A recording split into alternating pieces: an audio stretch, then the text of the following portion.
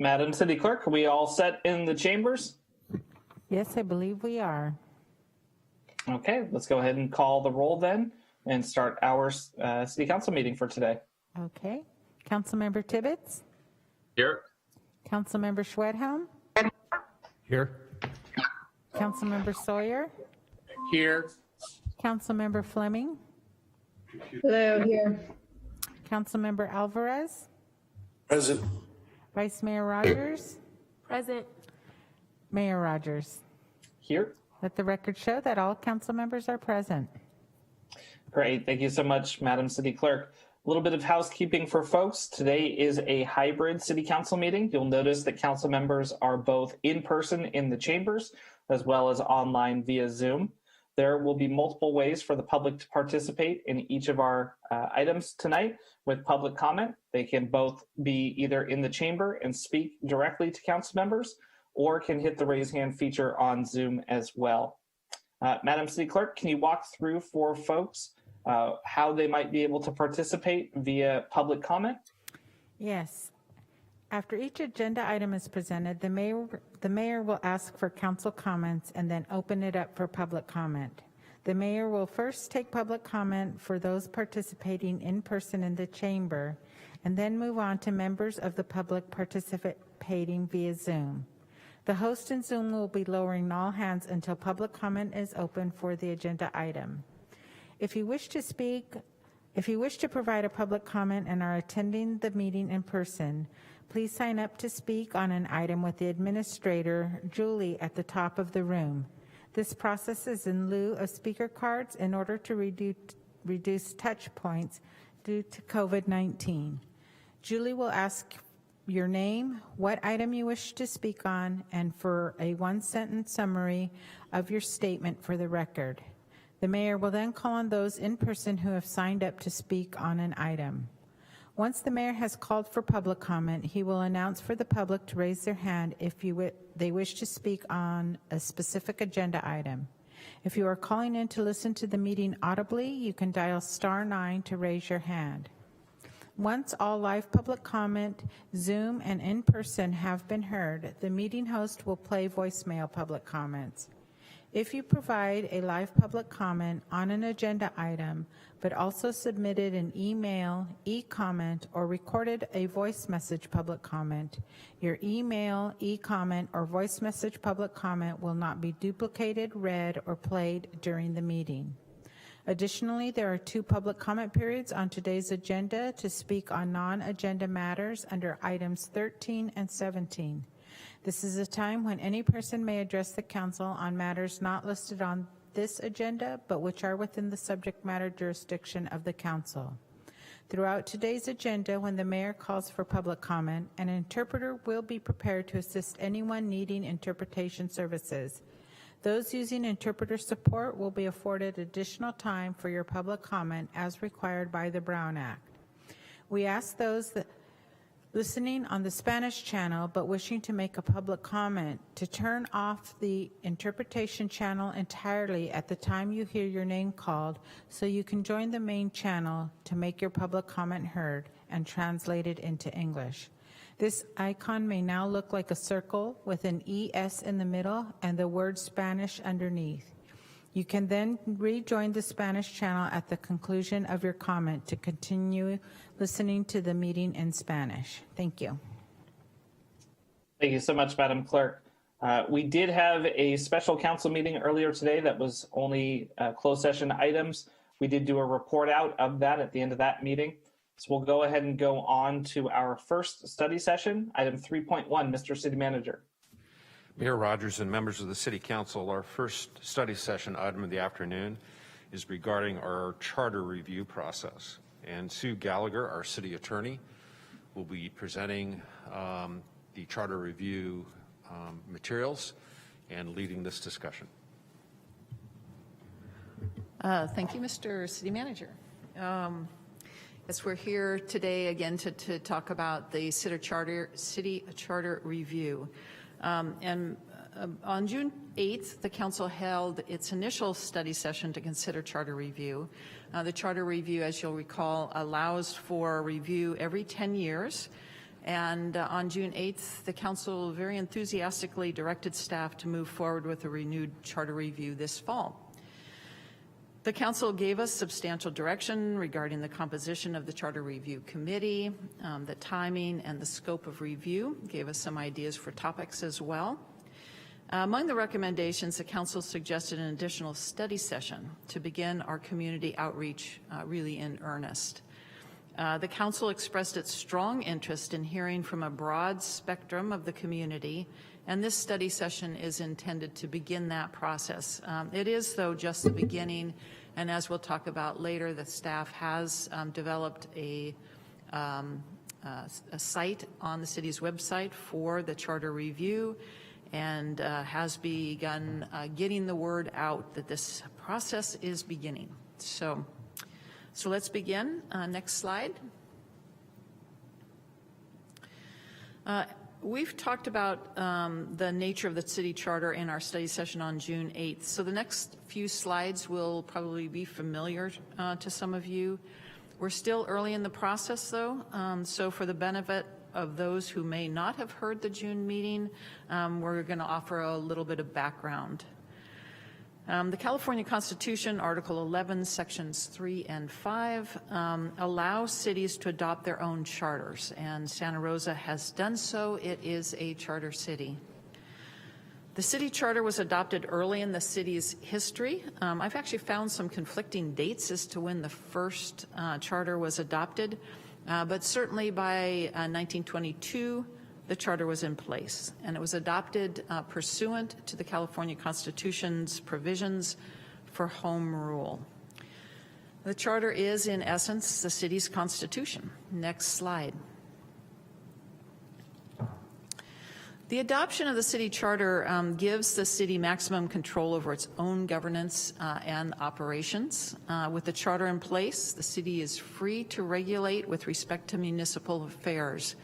That provision with respect to municipal affairs, limiting our powers to that area, is embedded in the constitutional provisions for home rule. With respect to municipal affairs, the city's charter, ordinances, and resolutions will govern over state law, will supersede state law. Next slide. The home rule provision, though, doesn't give the city absolute authority over everything within its jurisdiction. With respect to matters of statewide concern, state law will continue to govern. The line between what's a municipal affair versus what's a matter of statewide concern is not a bright line and is ever evolving. The courts are the ultimate arbiters of what might be deemed a municipal affair and thus governable by the city versus what is a matter of statewide concern that is governed by state law. And I'll just give a quick example to give people a sense of what that means. Historically, local cities had very wide discretion to regulate how and where and when housing was built. But as statewide housing crisis emerged and has grown, what was once a local matter has become a matter of statewide concern, and the state now imposes substantial regulations, substantial restrictions on the city's ability to regulate development of housing. Again, that housing ends up being shared responsibility between the local agency and the state. Next slide. And I will say there are a lot of other examples, too, where things used to be locally governed and have now become matters of statewide concern. So as I just stated, the charter is, in essence, the city's constitution, so it's really a high-level governing document. The fact that the city has adopted the charter gives us the ability and the authority to regulate in all areas of municipal affairs. But the regulations do not need to be in the charter itself, and indeed, charters rarely delve into great detail. There are exceptions, but in general, it stays to a pretty high level. In general, the details of the city governance and operation and regulations are set forth in the ordinances and resolutions that are adopted by the council. And I'll point out that this really gives the city a lot more flexibility. Any changes to the charter itself require voter approval, whereas if you want to be able to react and address emergent issues, ordinances and resolutions give you far more flexibility to do that. Next slide. Absent, if we did not have a city charter, we would be a general law city and governed by the general laws of the state. And I should point out that, it sounds like there's a huge distinction between charter cities and general law cities, but we should keep in mind that state law itself in many areas gives significant discretion to the local agencies. So the gap between charter cities and general law cities really is not as great as it might appear. Just wanted to make that note. We're obviously a charter city and we're not moving off of that. But and just a note of curiosity, as I was looking through materials, of the most current numbers that I found, that of California's 481 cities, 121 are charter cities. All the rest are governed by general laws of the state. Next slide. Before we delve into the charter review process itself, I think it's helpful to have kind of a quick grounding in what is in our existing city charter. This existing city charter is our jumping off point. That's where we'll go from here to whatever amendments might come out of this process. The staff report outlines the existing charter in some detail, so I'll try to go through the next 4 slides pretty quickly. One of the most important provisions of the city charter is section 51. It's towards the back, but it really is key. That is a provision by which we set out that we do intend to allow the city to exercise all of its potential authority under the California Constitution Home Rule provisions. So it authorizes the council to adopt ordinances in relation to municipal affairs. It states that those ordinances will control over the general laws of the state. And then it also allows the general state law to fill in the gaps while retaining maximum city control. So what that provision says is, City Council, you can adopt ordinances and resolutions with respect to municipal affairs. If the city's regulations are silent on an issue, state law will be referred to, will fill in those gaps. Again, still retaining the ability to regulate in the future should we so desire. Next slide. And this all is just some of the key elements of the city charter. In the staff report, it also outlines where these different elements can be found. First is the establishment of the city. It's the name, the boundaries, and the powers of the city. The composition of the city council. The charter creates a 7-member city council. That was a change back in 2002. It had previously been 5 members. Each member serves a 4-year term and receives minimal compensation. In terms of the meetings and procedures of the City Council, provides for council meetings on Tuesdays, requires that the council meet at least twice a month. Does require the affirmative vote of 4 members to pass any ordinance or resolution, and it provides procedures for filling a council vacancy. We did have to use those a few years ago with Councilmember Combs' departure. The city charter also provides for the selection of the mayor and the vice mayor by vote of the council itself, and it sets forth the roles and responsibilities of both the mayor and the vice mayor. Next slide. The charter sets forth very basic ordinance procedures, including procedures for emergency ordinances. It contains provisions to bolster city and neighborhood participation in city government and encourages diversity in boards and commissions. The charter defines the roles, gives a long list of various city officers, including the city manager, the city attorney, the fire chief, the police chief, and many others.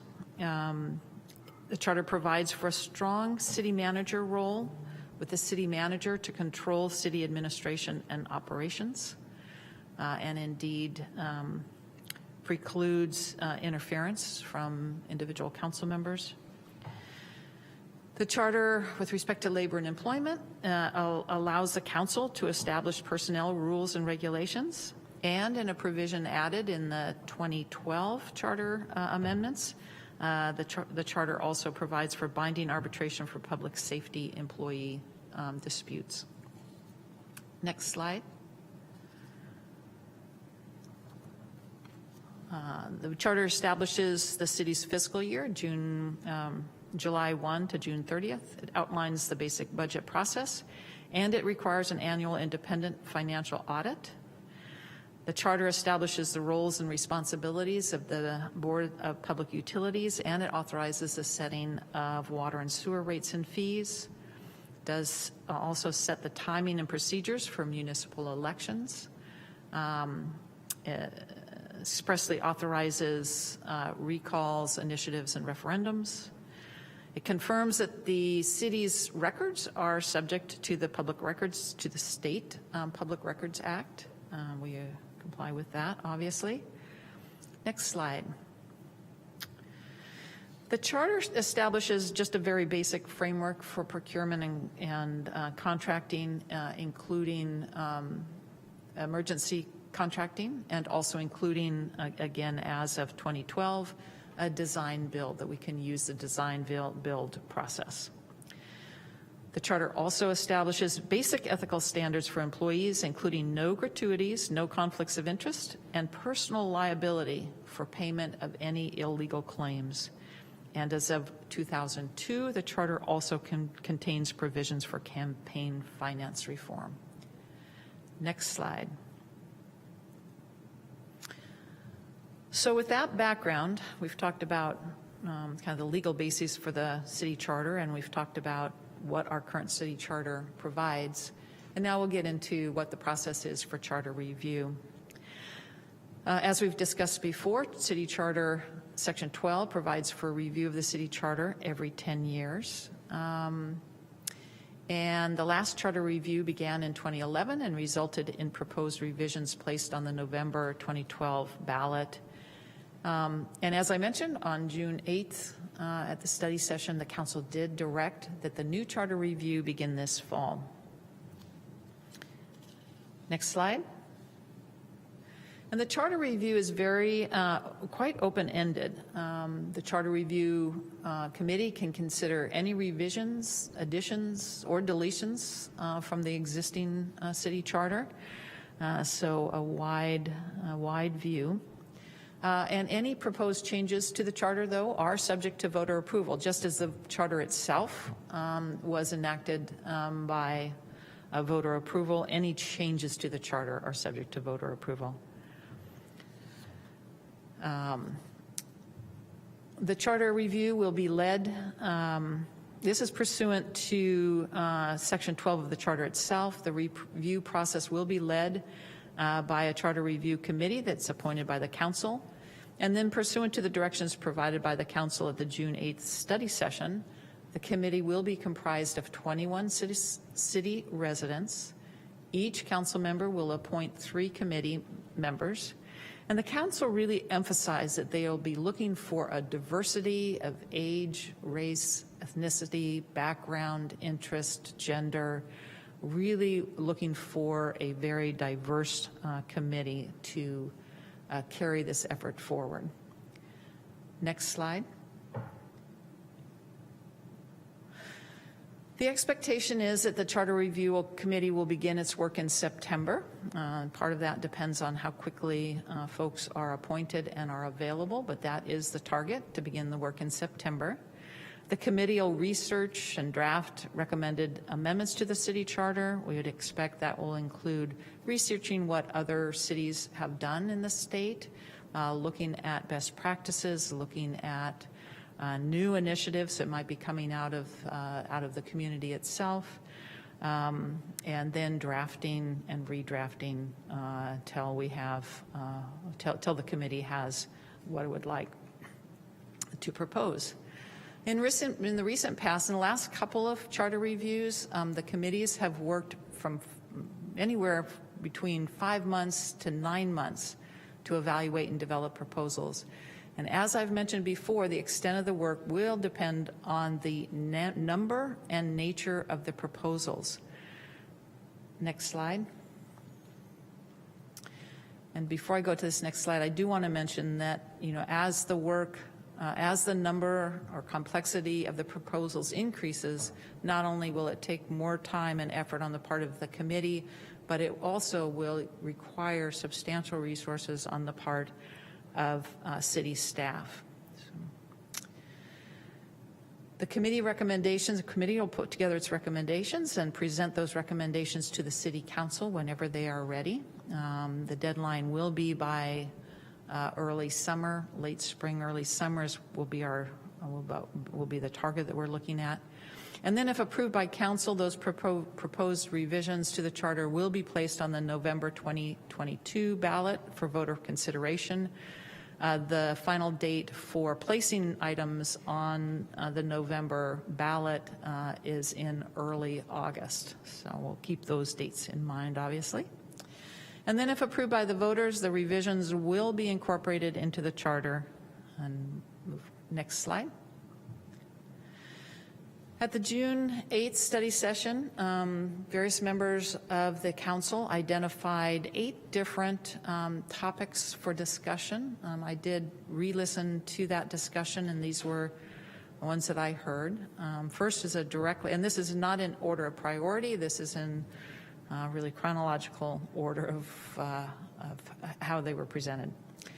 So the possible topics: having a directly elected at-large mayor. This would entail redesigning our 7 districts. It would require, so we would have 6 council members elected by district, and then we would have 1 at-large mayor, 1 mayor elected at-large.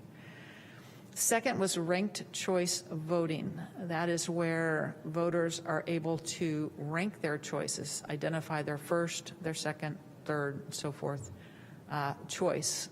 And then there is a calculation that goes into who prevails under that ranked choice voting. The next topic was independent police auditor. And/or Police Citizen Oversight Commission. Discussions were made of the current county's ILRO, independent. I'm not going to say the words right, but there it's an independent Citizen Oversight Commission. So something maybe similar. Next topic was for council compensation. As I mentioned, our current charter ties compensation to that's allowed under for general law cities, and that compensation is very low, as I know the council is aware. Next slide.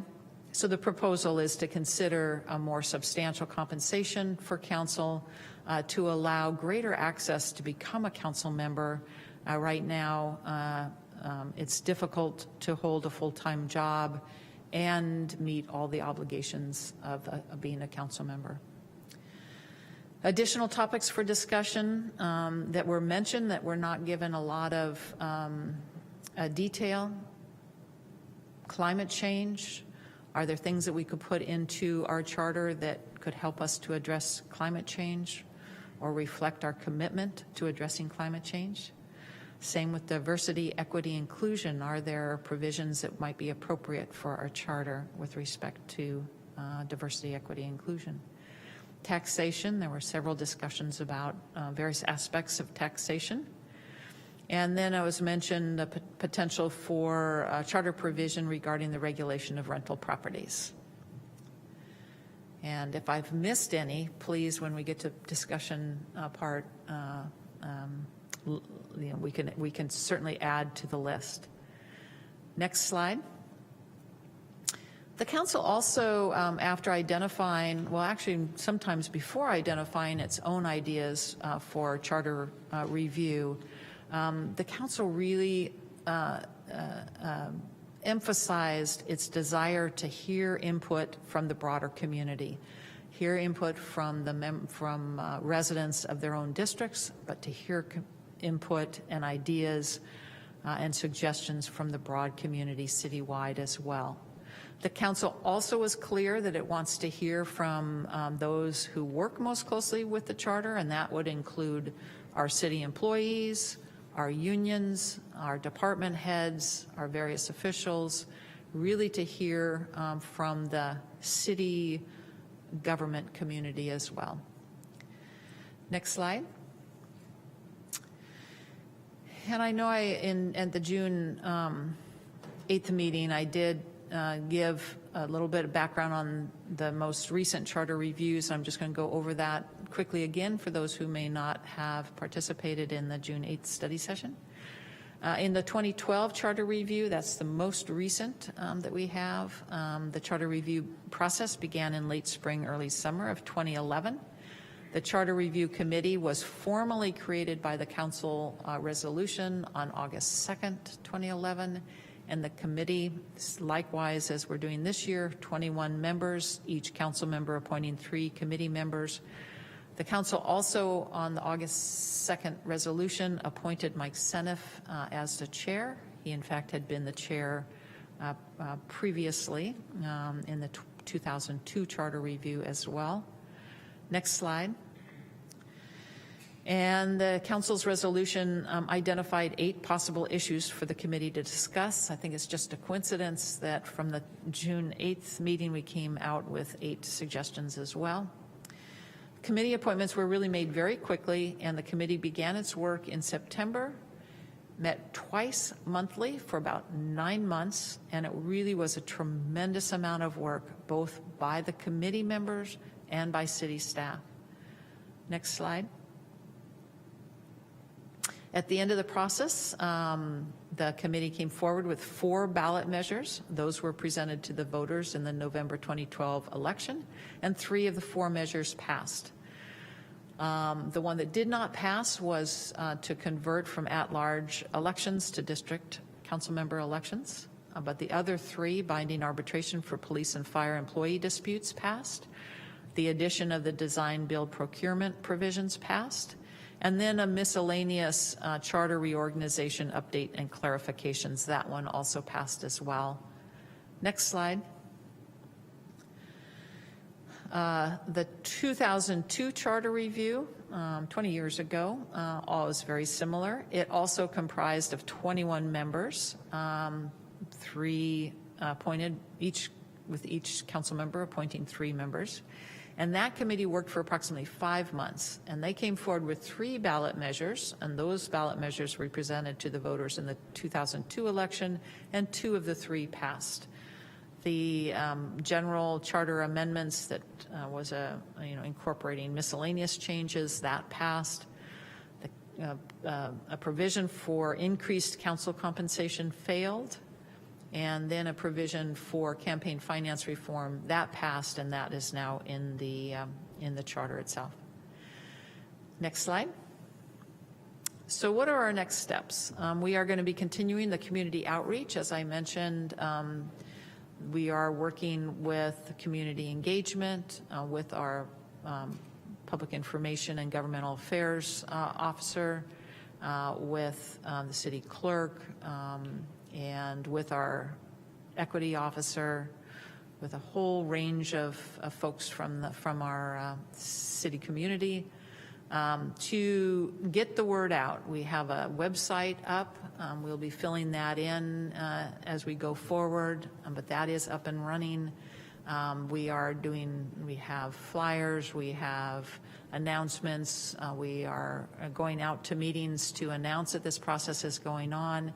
And we will really be encouraging folks to apply for membership on the Charter Review Committee if they are interested.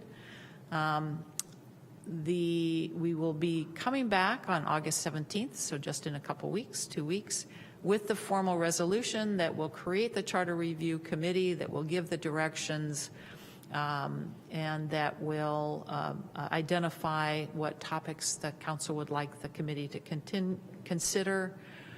Once that resolution is adopted, the council members are free to begin their appointment of committee members, of their 3 committee members. And we are hoping that by mid-September, we can have our first committee meeting. There will be some training that we'll need to go through, and we'll need to start getting on any proposals that the committee wants to continue to investigate. Again, it can be very time-consuming. So those are our next steps. Next slide. So here today, I know the primary reason was to give the community another opportunity to speak as to the charter review process, as well as topics for for the charter review committee to consider. We have a couple of items of direction that we would like to have, and the first being the method for selecting the chair of the charter review committee. And you have a couple of options. For some boards and commissions and committees currently, the mayor appoints the chair. You could use that method.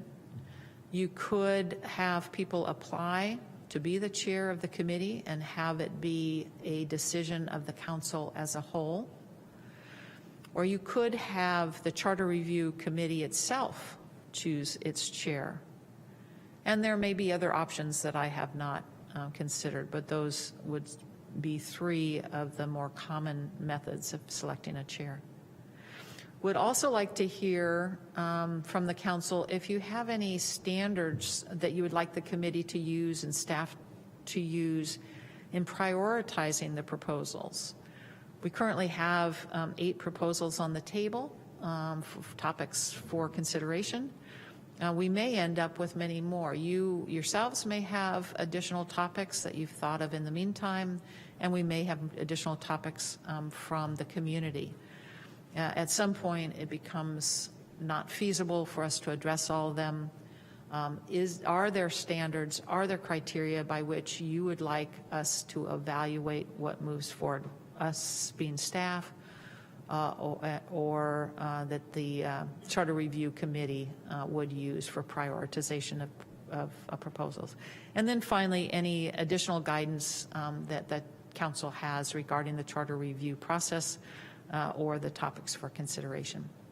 And next slide, I think that's it. Sorry. Yes, applications for membership of the Charter Review Committee. Again, we're really trying to get word out, and thank you to Adrienne Mertens and her team, and to Magali Tejas and her team in particular, in getting word out to the community. The applications may be filed online or may be filed in person in the office of the city clerk. I've provided both the link and the office address on this slide. This is the link is to the general city charter review site. The application is not quite up, but we are hoping to have that up by the end of the week. It's actually on my desk for review right now. So I appreciate the work that the city clerk has put into preparing that. So that will be up by the end of the week for applications for committee membership. And of course, also hard copies will be available in the office of the city clerk, which is here at City Hall, 100 Santa Rosa Avenue, room 10. And it can be filed in person there as well. So, and with that, next slide, I believe, is questions. Yes. Happy to answer any questions or hear any comments. Great. Thank you so much, Madam City Attorney. I'm going to start with my 2 colleagues that are in the chambers. Madam Vice Mayor or Councilmember Swedhelm, do either of you have questions? Councilmember Swedhelm? Thank you, Mr. Mayor. I do have some questions regarding the existing city charter, because that will inform what things potentially for the next one. So in section 10, the current language talks about a task force, which for citizen and neighborhood participation. I'm guessing that's what led to the formation of the current CAB boundaries? Correct. And so if we were to want to adjust those boundaries, since when this was passed, we didn't have districts, for instance, if we wanted to change it for each council member appoints one from his or her district and one at large, would that require a charter amendment, or is that something procedurally we could do with the existing language? You could do that with the existing language. You can do that by resolution. Great. Then section 28 regarding the budget. I know previous councils have discussed it. It's been a couple years, but if we wanted to go to a 2-year budget cycle instead of a 1-year budget cycle, would that be a charter amendment? Yes. Okay. And then this was more a question of, I'm not sure why it's in here. Section 29 talks about Santa Rosa City School Districts. What's the applicability of that being in our city charter? Yes, that struck me as odd as well. We don't have jurisdiction over the Santa Rosa City School Districts. That may be, I did not research it, but it may be a hangover from back in the very early days. So if we wanted to remove that, would that also have to be a charter amendment then? I'm Yes. assuming? Okay. Yes. And then with the, I think you had mentioned it when Councilmember Combs had her situation. I know there was some conversation dispute. Would the exiting council person be able to vote on his or her replacement? Yes. Is that, again, within policies and procedures that we could adopt, or is that, should that language also be in any charter amendment? Section 31E, I think, is the subsection that would make reference to replacing vacancies. Because there is some language that Yes. council can adopt any procedure, so. Right, yes. Yes, you could do that by resolution, or by ordinance, I'm sorry. Our current provisions do not allow the departing council member to participate in the selection, in the appointment of their successor. So yes, you could make that change by ordinance.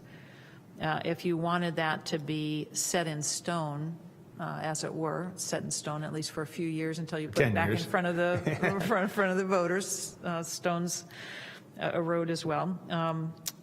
You could put it into the charter, but it would not need to be in the charter. Okay, and then I know one of the potential suggestions from my colleagues was about council compensation. And again, I know Yes. in 2002 Measure M failed. I Yes. could not find the language for Measure M.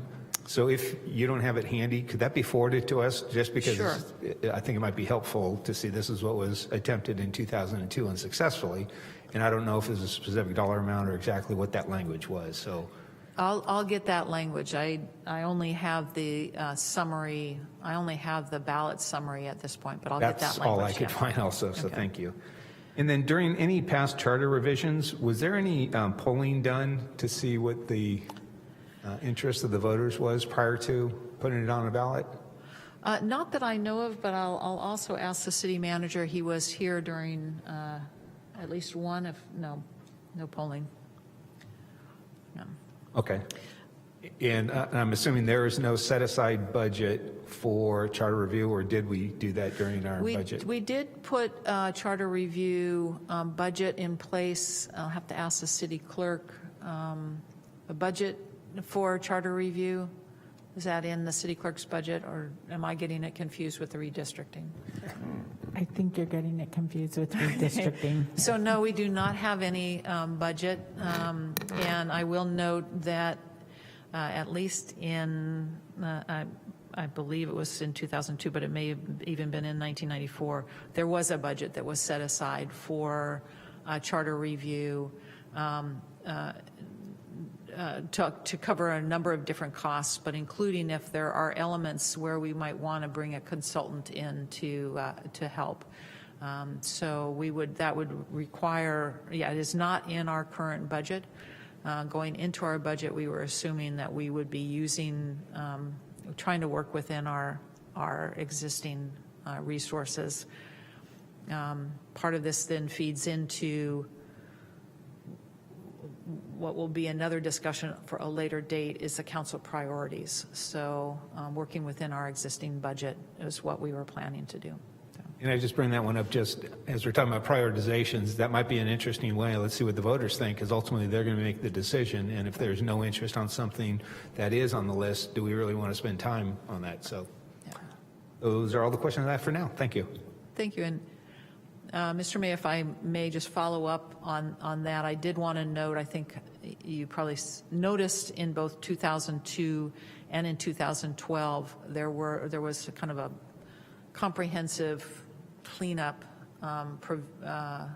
ballot measure as well, and I would expect that we will want to do that again this year. I know currently, for example, our charter still talks about at-large council member elections, and we will be looking to change that to match our current practice. And there are other elements as well, and a few of the elements that you mentioned, for example, deleting the reference to school districts could fall in that category as well. So.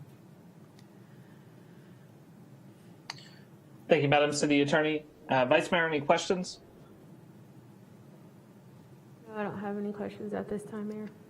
Great, thank you. I'll look to Zoom then. Councilmember Fleming. Thank you, Mayor. I have a couple of questions, and just want to also state that I really appreciated Councilmember Schwedhelm's questions. I think that he's spot on a lot of it. In addition to some of that cleanup language that was mentioned, would we also then be able to clean up some of the boards and commission language around quorums and appointments and attendance requirements so that our boards can function for our community? Specifically, I know that with the Community Advisory Board, there's supposed to be, if it's fully appointed, it has 14 members, but it requires a quorum, I think, of 8, which is sometimes difficult to achieve. And I know that other boards like Cultural Heritage Board have really struggled to get enough members because so many people have to recuse. I'm interested to see if we can find out ways to make these boards function and not hold up people in their processes. Is this the appropriate place to address that? Yes, we may want to put additional language into the provision for boards and commissions. We may, though, want to word it in a way that the specifics for different committees and boards and commissions could be adopted by ordinance or by resolution. Okay.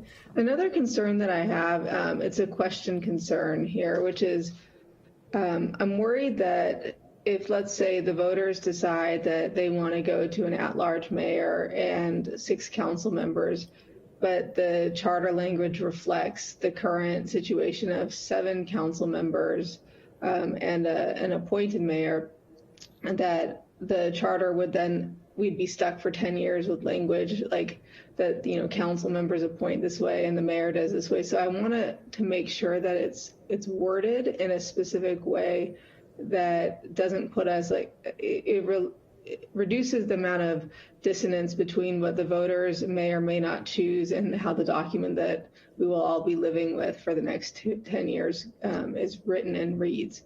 So the question in there is, do you see a way to write this such that it would accommodate for either eventuality, specifically around the reapportioning of districts if the voters want a directly elected mayor? The language would be crafted to, if we want an at-large mayor, if we want to put that before the voters, we would craft the language to identify that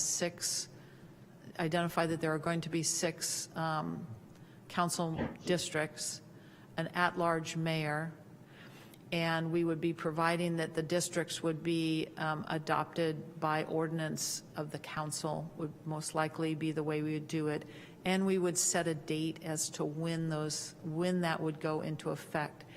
If this was adopted, if that was proposed by the committee, approved by the council, and put on the ballot and approved by the voters, that would go into effect after the November 2012 election. And we would then be looking to get those new districts aligned in time for the 2024 election. So you would still be operating under the 7 district members from 2022 to 2024. Right. My concern, and perhaps it's trivial, but this is such an important document that I'd like to have it cleaned up, that we wouldn't be stuck with language in the charter that would say that, each of the 7 city council members appoints 2 members to the community advisory board, when we wouldn't actually, in the event the voters want a directly appointed elected mayor, would not have 7 council districts.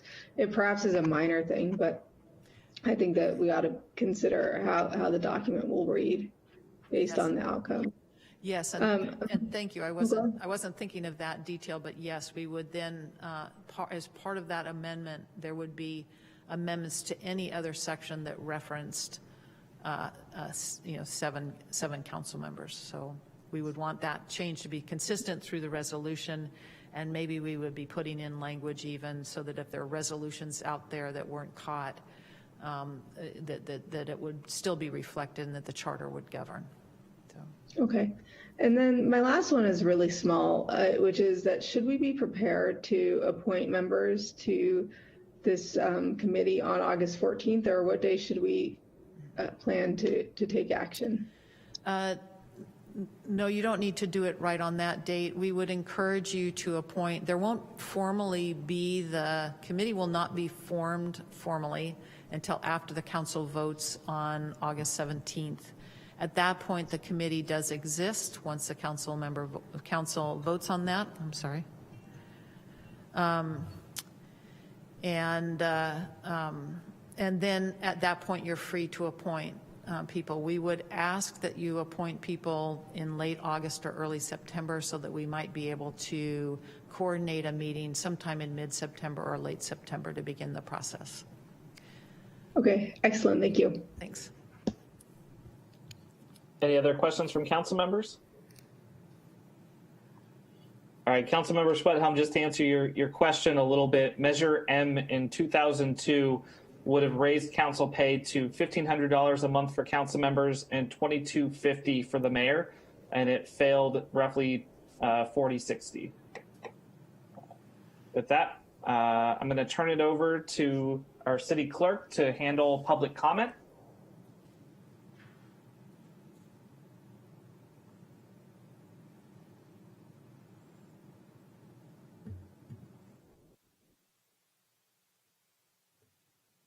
One moment, Mayor.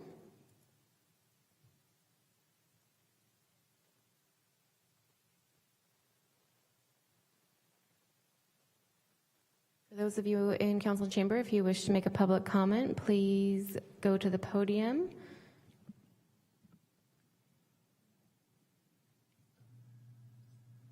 The first public comment will be from Mr. Dwayne DeWitt. Hello, my name is Dwayne DeWitt. I'm from Roseland. Having been a student of the last 3 charter review committees over 30 years, one of the things that's imperative to look at is the fact that there's been a disadvantage towards working class people. Historically, the folks from neighborhoods such as Roseland and the West Side, which is known as the Wright School District, have not been represented in these charter review committees, which are essentially supposed to be set up so that you have the residents and the voters of a community overseeing self-rule. And it's not supposed to be a type of vehicle for politics to essentially play it the way they want it. Now, I don't know if you've ever heard of the idea of citizens' priorities coming first, but it was mentioned earlier, and I think that's a really good idea to have embodied in this activity. There's another term that's been used for about 40 years. A world-renowned sociologist put it together while he was looking at California cities and pointed out that planning is politics.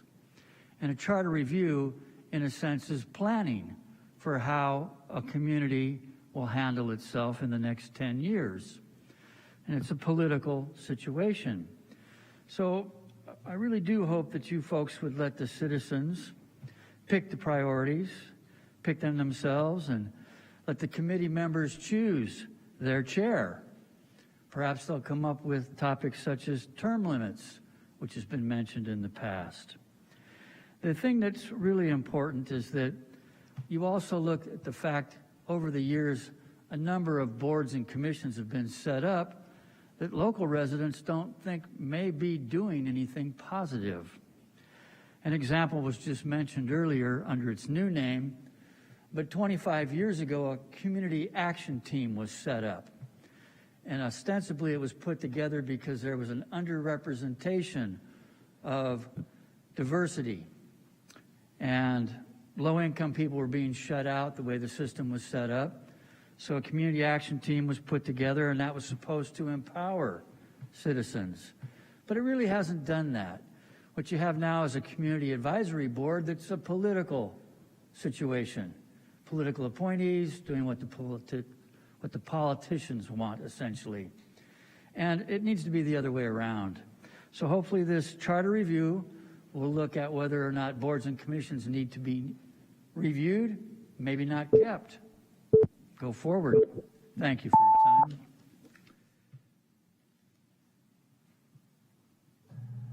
All right, the next public comment will be from Deborah. Deborah, I've enabled your speaking permissions. Please unmute your mic and begin your comment. Thank you. I'm just going to suggest that you look very carefully at the idea of electing a mayor at large. Learn from your compadres in the north who just went through having to deal with an elected mayor that became quite controversial. So one of the things you might want to consider if you decide to go in that direction is a removal process. Maybe you even want a removal process in general for city council members. We've had other city council members in Sonoma County recently that have had, criminal charges against them and things like that. So it's really sad that we need to consider these things, but I think we do need a process for removing people that have demonstrated that they're not fit to serve.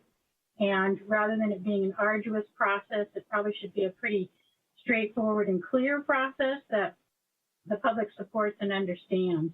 So that would be one thing I would ask you to add to the work of the committee. Thank you.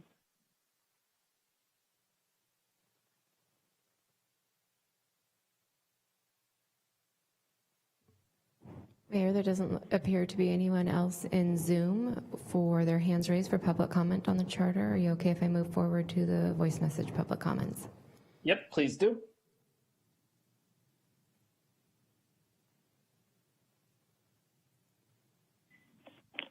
My name is Renee Riggs, and I'm speaking on agenda item 3.1. I'm a member of Santa Rosa Together. Santa Rosa Together is working to transform our city government so that instead of doing things for us, government understands the importance of supporting and partnering with residents and their organizations, so we are all doing the work of the city. The city charter review process is a once-in-a-decade opportunity to renew our civic democracy. The goal should be to develop and adopt charter amendments that create more democratic policies and the government we need to support this renewed democracy. Santa Rosa Together is advocating for a broad citywide process utilizing local public neighborhood venues such as libraries, schools, and firehouses to allow residents to convene with their fellows. There would be at least 2 charter revision initiative sessions held in different locations per council district with Spanish translation provided. The process should make it easy for everyone to participate. The outreach for these sessions should be where all people will see it. Without good and comprehensive outreach, our community will not participate and the input will not be inclusive. Results of the local discussions should be reported for all to access via a dedicated location on the city's webpage. There should be an open comment section on this page. The 21-person Charter Review Committee should be provided with public email addresses, much like the planning commissioners, to be available to take input. All their meetings are public. While public comment may be limited, there should be no limit on written commentary submitted by critical deadlines. Thank you. Mayor, that concludes voice message public comments on 3.1. Great. Thank you so much, Dina. Madam City Attorney, can you reframe for us what input you need from council members? Sure. We'd like direction on how you would like, the method by which you would like to appoint the chair of the Charter Review Committee. Second, we would like direction on a criteria for prioritizing proposals. And then third is if you have other direction, thank you, any additional guidance regarding either the process or additional elements that you would like, additional topics you'd like us to consider and bring to the Charter Review Committee. All right, thank you. I'll start with council members on Zoom, and I'll start with Councilmember Alvarez. Yes, thank you, Mayor. I'm interested in learning about what we can do for the outreach aspect of this. If we can actually give support to our community, such as Gustavo or Mrs. Steyes, and what can we do to help them be effective in really in their outreach efforts to involve the community. I love the idea that we heard from one of the callers to have multiple meetings in our respective districts with the Spanish-speaking element as well. Thank you. And Councilmember, did you have any feedback on the other items? Well, not at this time, Mayor. Okay. Councilmember Fleming?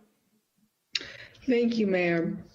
As for the selection of the chair of the review committee, I'd propose that that the council make a motion and select as a body. Alternatively, I'm open to having the mayor propose and the council adopt the mayor's proposal. Either of those seem acceptable to me. As far as the standards of prioritization for the proposal, once the committee is formed, and again, this is my first time doing it, and I'm making comments without having heard any recommendations from other council members, so just going to start a conversation here. The first thing that pops to mind would be that the committee propose a prioritization and to the council, and the council modify and adopt the prioritization. And therein, the committee should feel free to add, because I assume we're going to appoint people who are very familiar with this document and people who may catch problems that we don't necessarily catch. Hopefully we have a great amount of subject matter experts involved in this. And then I have a number of things that I didn't get in the last round when we heard this in June that I wanted to add, which is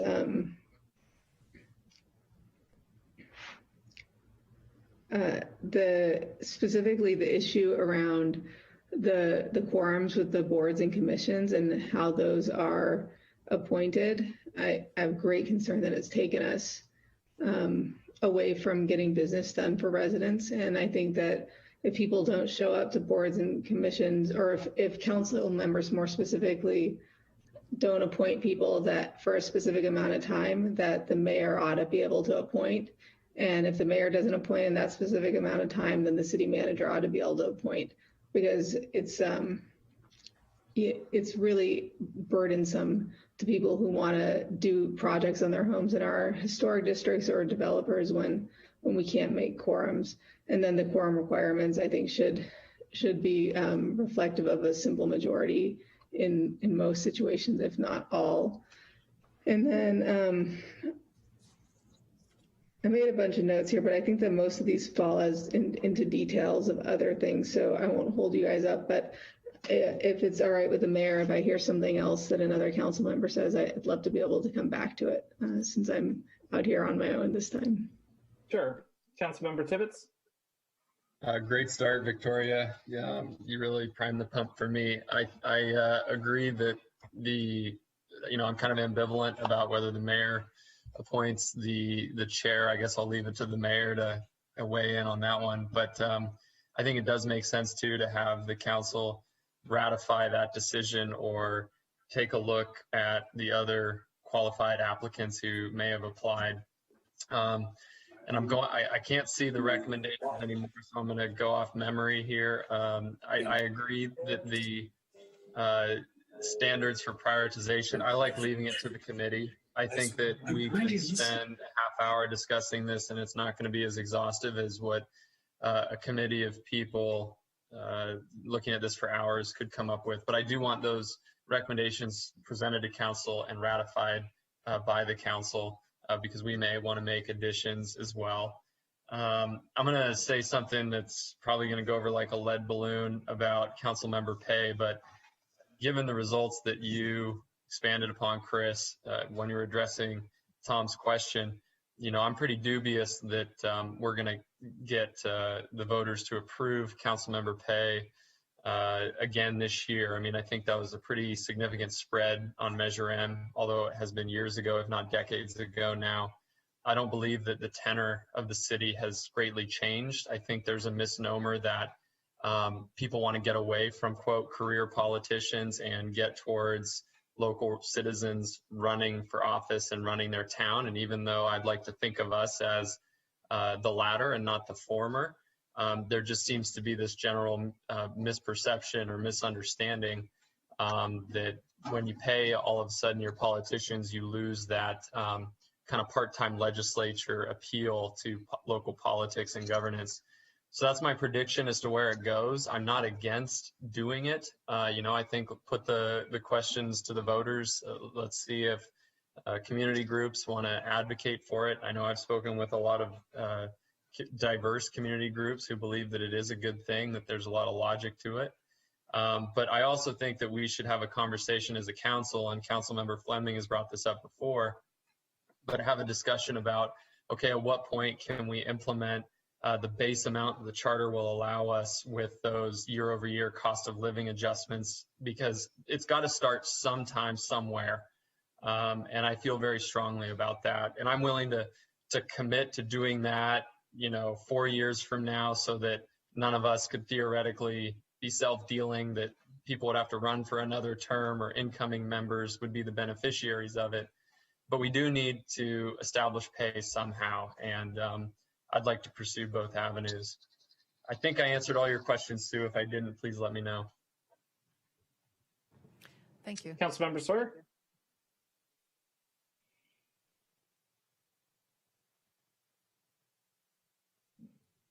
Councilmember Sawyer, you're muted.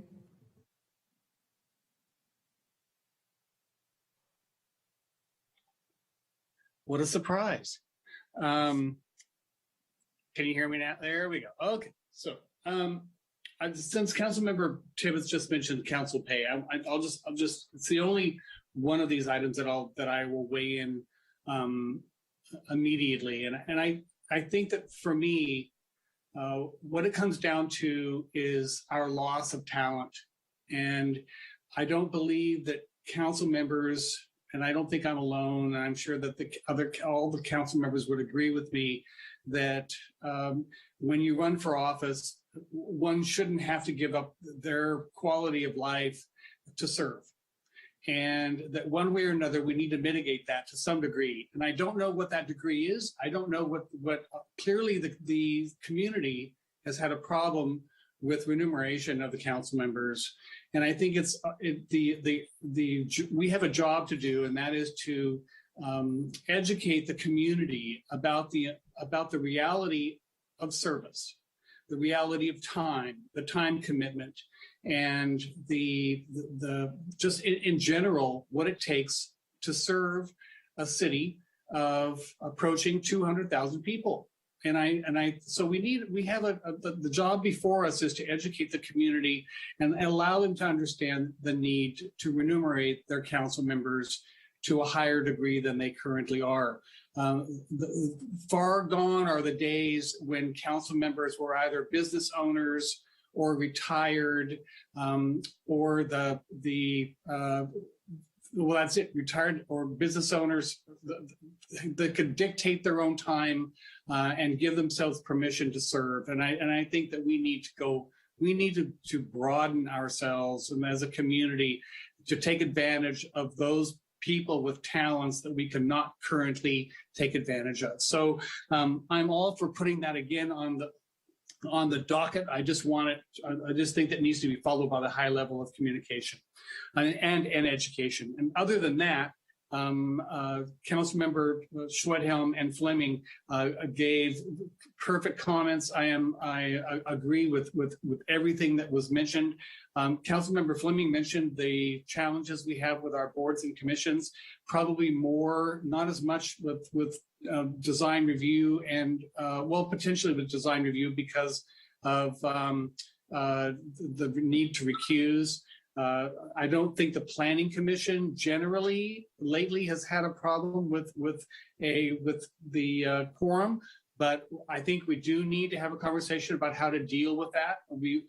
Because I too am concerned about projects moving forward, whether they be small or large, and they need to have an expectation of expedience when it comes to the council or our boards and commissions, giving them their rights to move forward.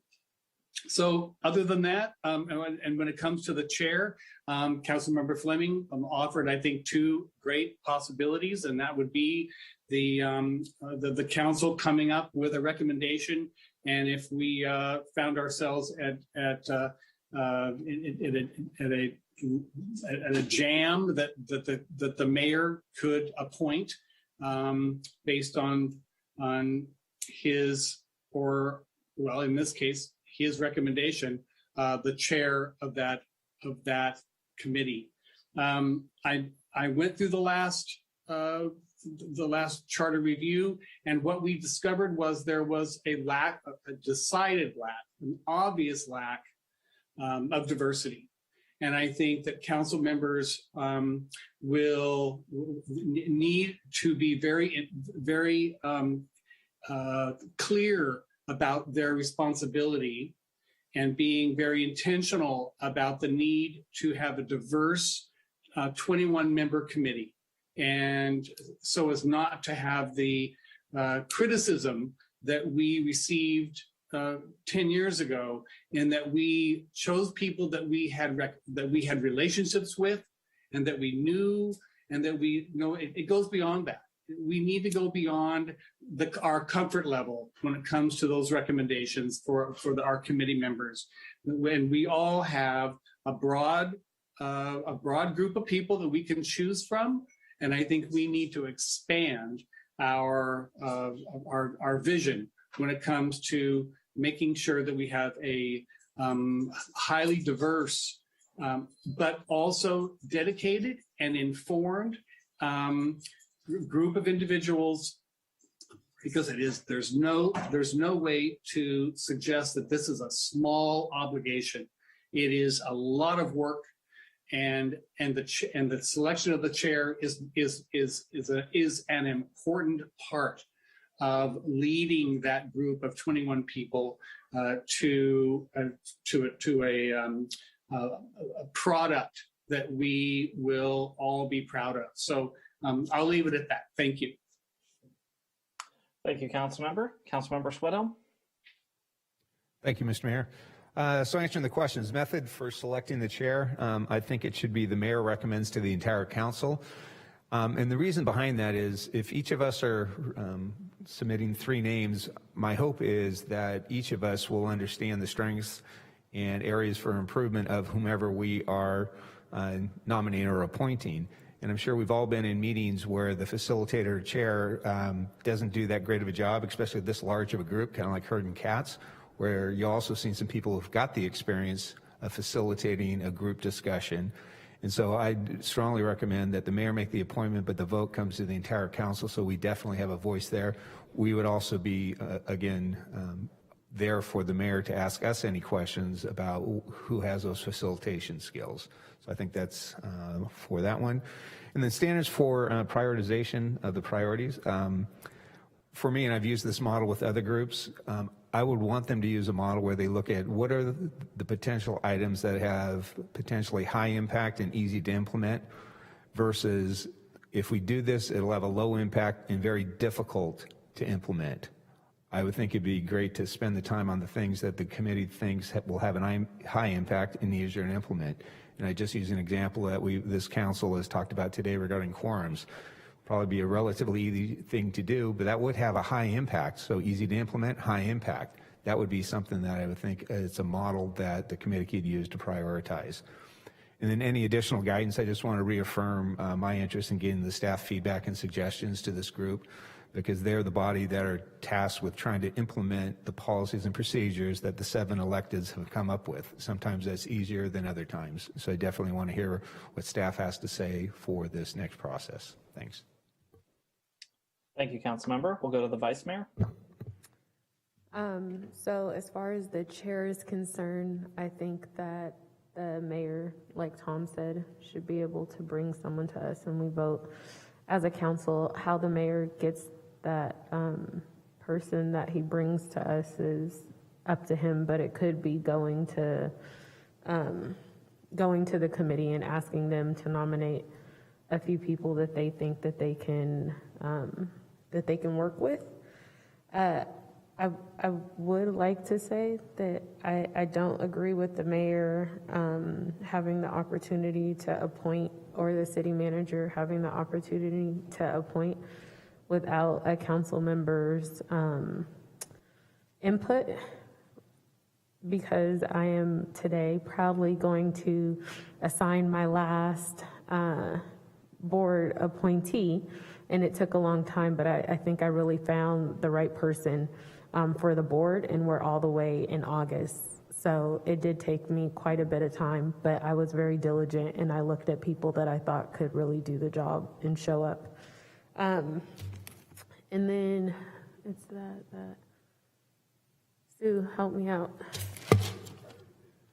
Prioritization. I think that the committee can do the prioritization and report back to us, and then we can have input and they can add if they feel like things need to be added. And then other than that, compensation.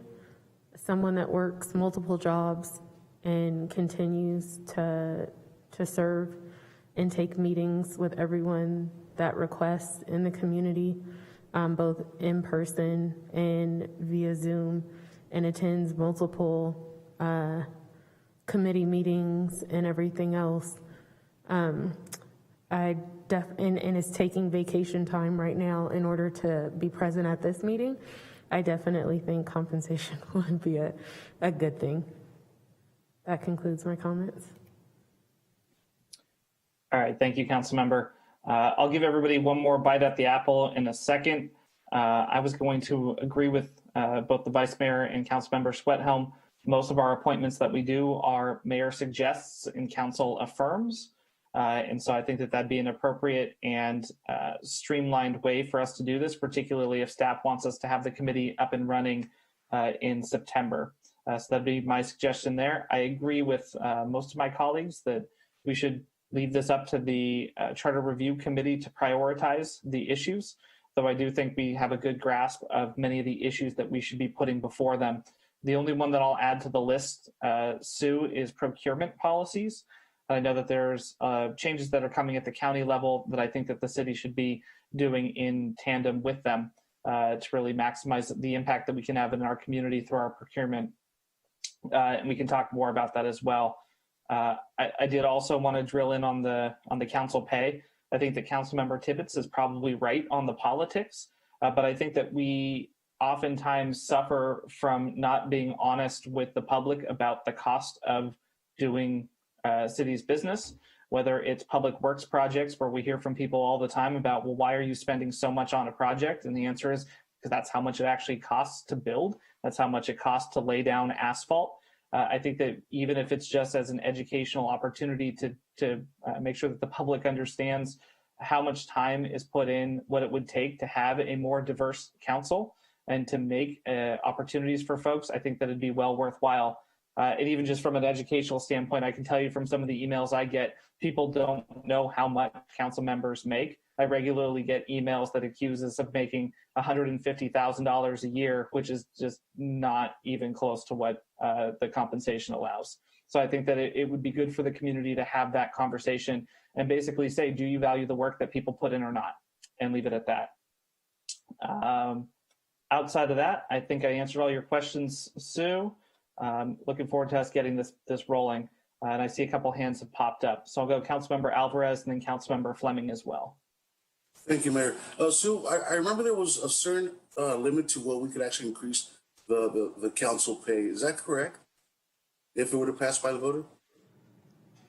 I'm sorry, I couldn't quite hear the question. My question was there a stipulation or cap on the increase that we could receive if it should pass?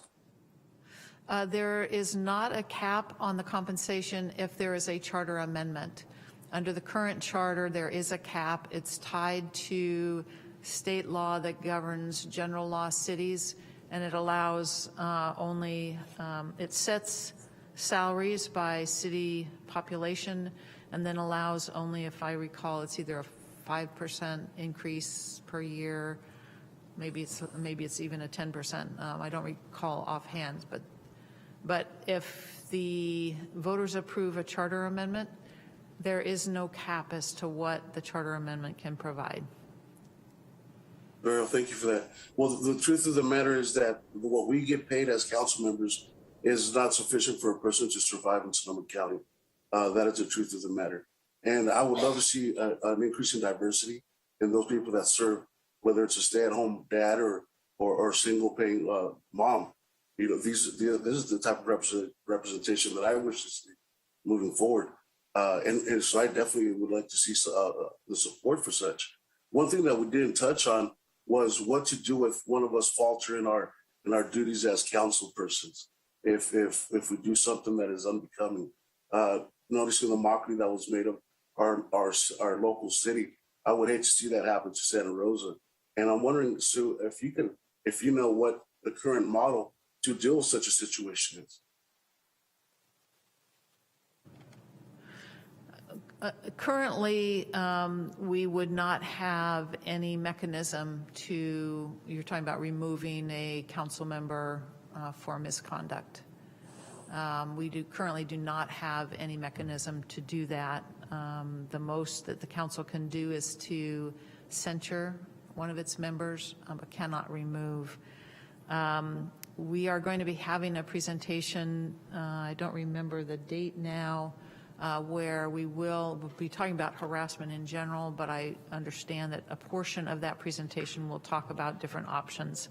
And we can certainly look at what options there might be if we address it through a charter amendment. That the mechanism of the charter may give us a little more flexibility. Very well, thank you. Thanks. Councilmember Fleming? Thank you. I seem to remember that on to Councilmember Alvarez's question that it's $40 a year that we can add council compensation, and or 5%, which would be 5%, but it's not compounding. So we could add $40 this year and $40 next year and so on. And just for perspective, had we started doing that in 2002 when the voters said no, we would now be making a little bit over $1,500 a month, which is what the council had asked for. So it does add up over time. It certainly still wouldn't be enough for a living wage, but it would really make a difference in our lives for many of us.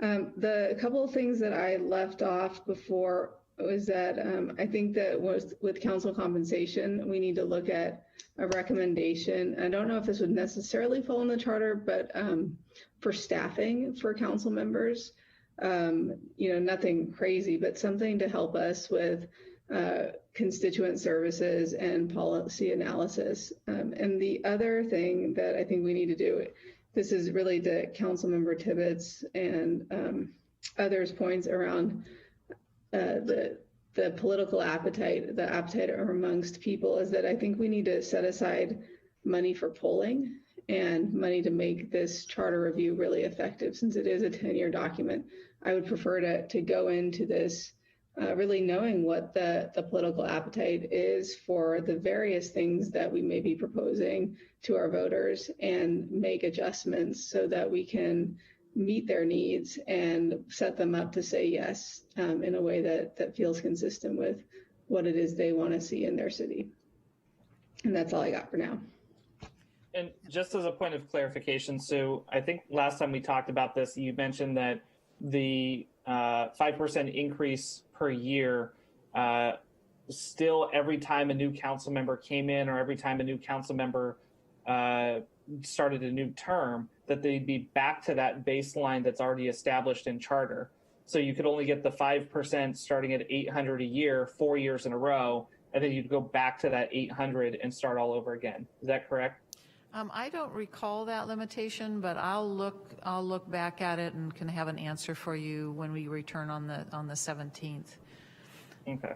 I also, if I may, Mr. Mayor, because Councilmember Fleming mentioned the money for polling, we did just hear from our Chief Financial Officer that there is $100,000 for charter review in the city budget. We're not quite sure where that is falling, but we will track that down and we'll have at least that resource as we move forward. Great, thank you. Are there any other comments from council members? Okay, Vice Mayor. I was just going to ask for clarification. There was a comment about having an elected mayor, and if something happens, then we're kind of stuck, not really being able to move. But isn't that the same thing if we have an elected council member? If something happens or if there's a controversy or something comes up, they're still an elected position. They have to step down, so it would be the same course of action, or am I wrong? I'm sorry, I was getting a note at the time, but in terms of the same procedure for filling a vacancy? Because both positions would be elected. The mayor would be elected and the council person is elected. So it doesn't really matter what position it is. We hope it never comes to Santa Rosa. But be it mayor or council member, we would still have to go through the same procedure in order to... Correct. The difference is, yes, you're exactly right that both the mayor, under our current scenario, both the mayor and the council members obviously are all elected. They cannot be removed by fellow council members. They can only be removed by their own district electors. But the position of mayor and the position of vice mayor are elected and serve at the will of the other council members. So the difference is that the council could potentially remove a mayor from the mayorship. That individual would still be on the council, but they would no longer be mayor, similar for the vice mayor. So that's the difference. Whereas if you have an at-large mayor, the only way to take that person out of the mayorship would be a recall by the citywide voters. Thank you for that clarification. Councilmember Sawyer. Thank you, Mayor. And this is probably for our city clerk. Could you clarify for us if there are 5 items on the ballot for charter piece or the votes, do we pay per item or is it all under the charter when it comes to the ballot? It's my understanding that each measure that you put on the ballot has a cost.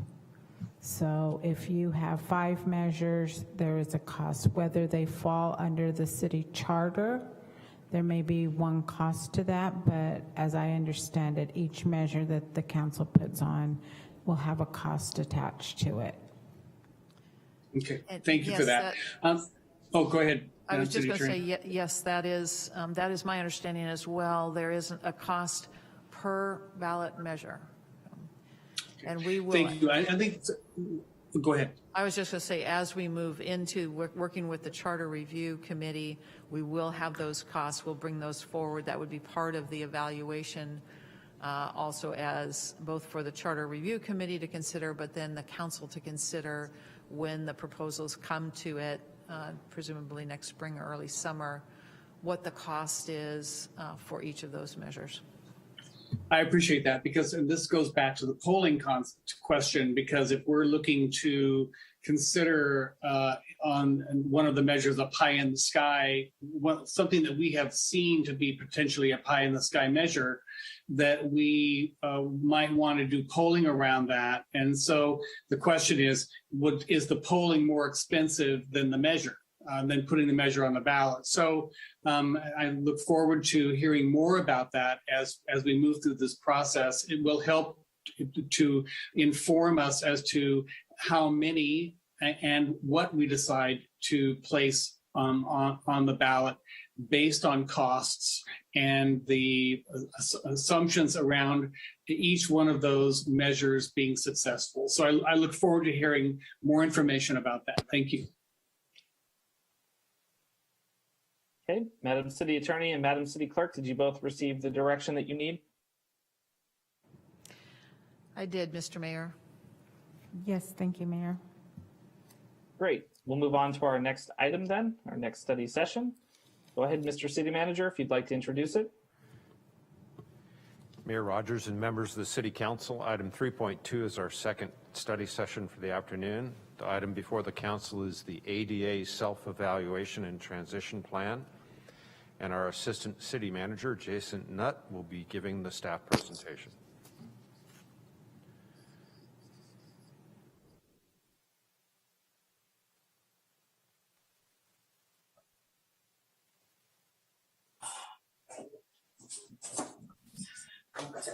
Good afternoon. Can you hear me? Yes, we can. Okay, hi.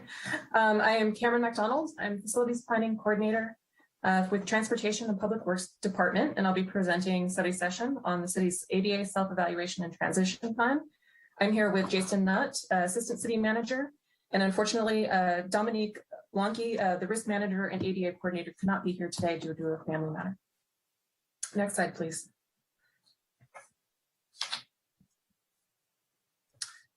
The Americans with Disabilities Act, or ADA, passed in 1990. It is a federal civil rights law that prohibits discrimination based on disability. It contains 5 areas, but today we are focused on Title II for public entities. Title II of the Americans with Disabilities Act requires local public entities to complete a self-evaluation of their facilities, programs, activities, and services to determine barriers to persons with disabilities, to develop an ADA complaint procedure, to designate a person who is responsible for overseeing compliance, which is the ADA coordinator, Dominique Blanqui, for the city of Santa Rosa, and develop a transition plan to identify structural modifications necessary for compliance. Altogether, this is the self-evaluation and transition plan. Plus, I want to mention that anyone at any time can go to srcity.org, scroll to the bottom of the page, and click on the accessibility link, and that takes them to these resources and much more on accessibility, or an alternate format. Anyone can call the ADA coordinator and receive these resources in alternate format. Next slide, thank you. The city has followed these requirements by completing a self-evaluation and transition plan in 1993. That plan was updated in 2006 and amended in 2012. The self-evaluation and transition plan incorporated the elements discussed on the previous slide. Next slide, please. So for the self-evaluation portion, what exactly are we evaluating? We're looking at programs, services, and activities such as police, fire, city bus, building permits, recreation programs, website services, and sidewalks. We're also looking at city facilities. These are the city public buildings like fire stations, city hall, and community centers. Looking at city-owned parking lots and garages, and city parks. We're looking at policies, practices, and procedures. A lot of this is training staff on policies around service animals, communications like TTY machines that are for the deaf and hard of hearing, and how to use those machines, and how to contract for sign language interpreters when one is requested. These are just a few examples. The self-evaluation covers much, much more because we offer a lot of programs and services in Santa Rosa. Next slide, please.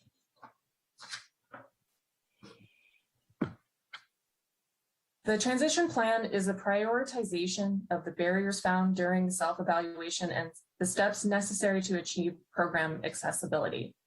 The transition plan is highly focused on the physical barriers found at city facilities.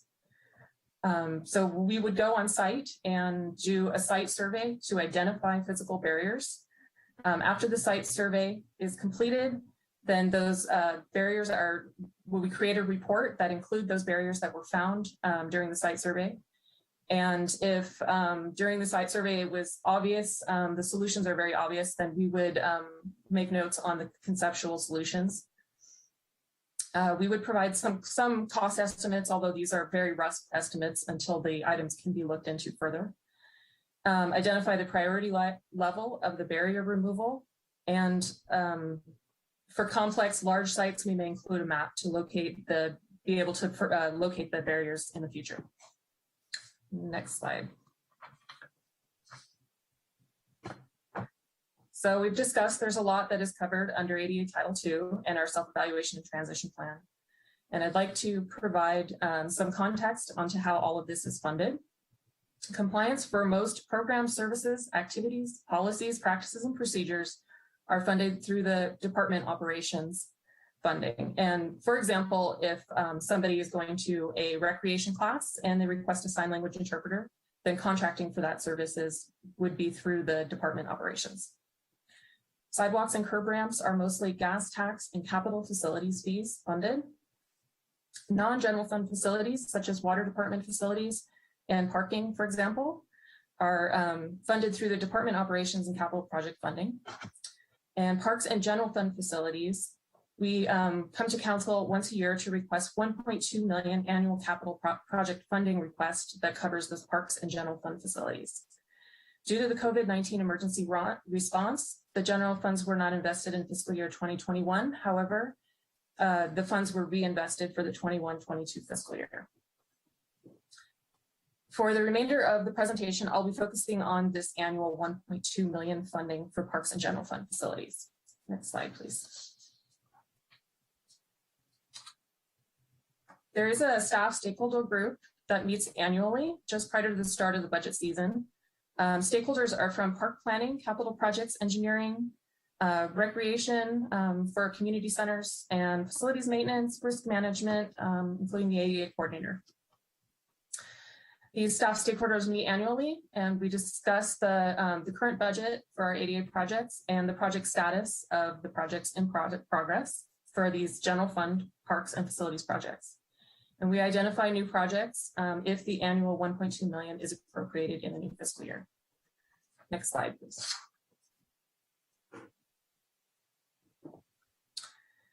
In selection of new projects, the stakeholder group refers to the self-evaluation and transition plan because it tells us by having established criteria for prioritizing facilities for barrier removal.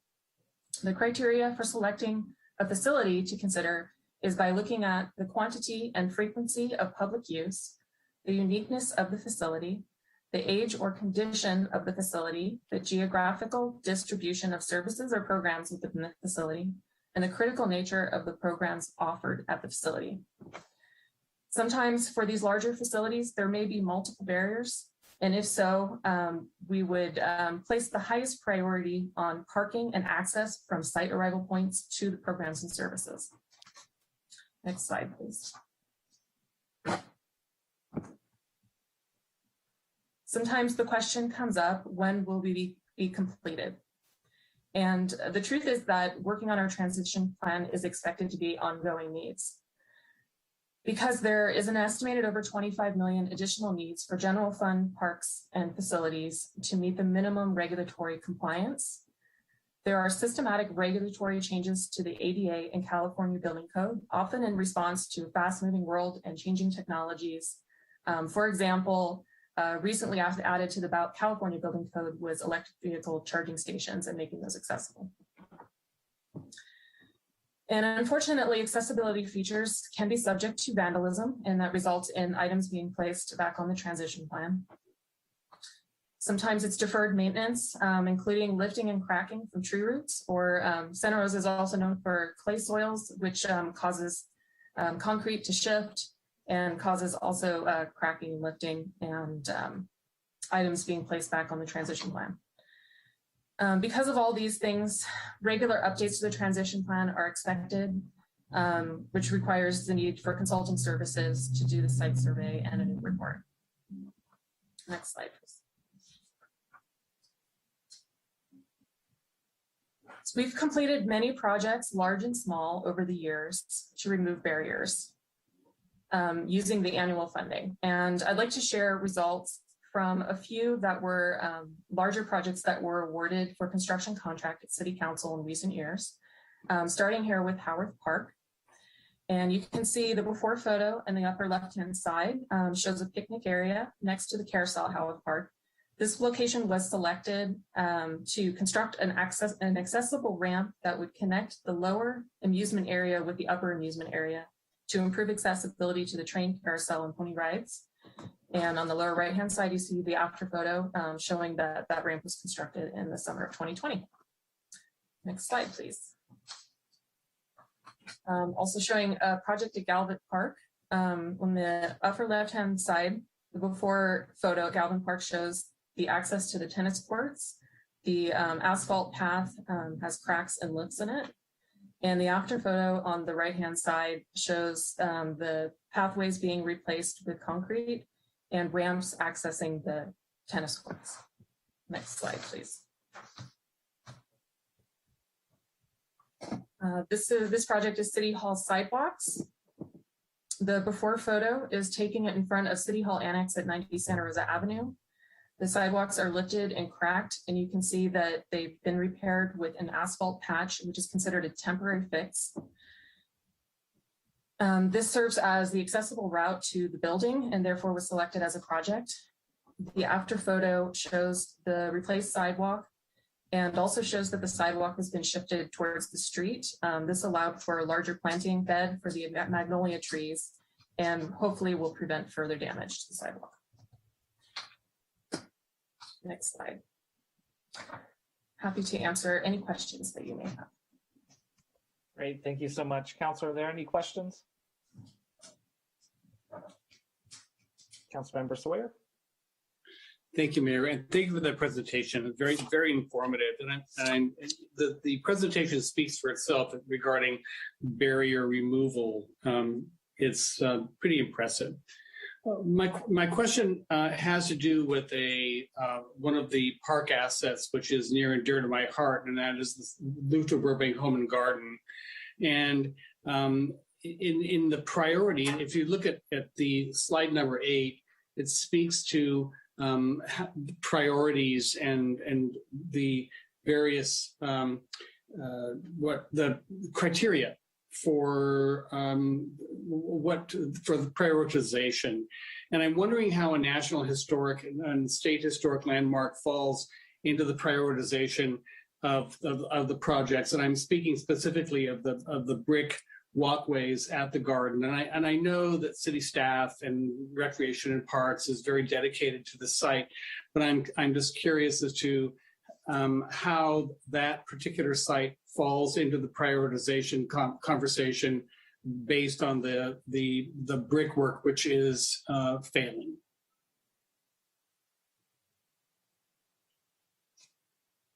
Luther Burbank Home and Gardens is one that we've been looking at recently. So it's a project that will come up hopefully very soon. And there have been a lot of discussions around the brickwork and the historic site. So I don't have the results of those yet, but certainly something we're going to be sensitive to when we move forward with that. Excellent. I appreciate the attention there. Thank you very much. Councilmember Fleming.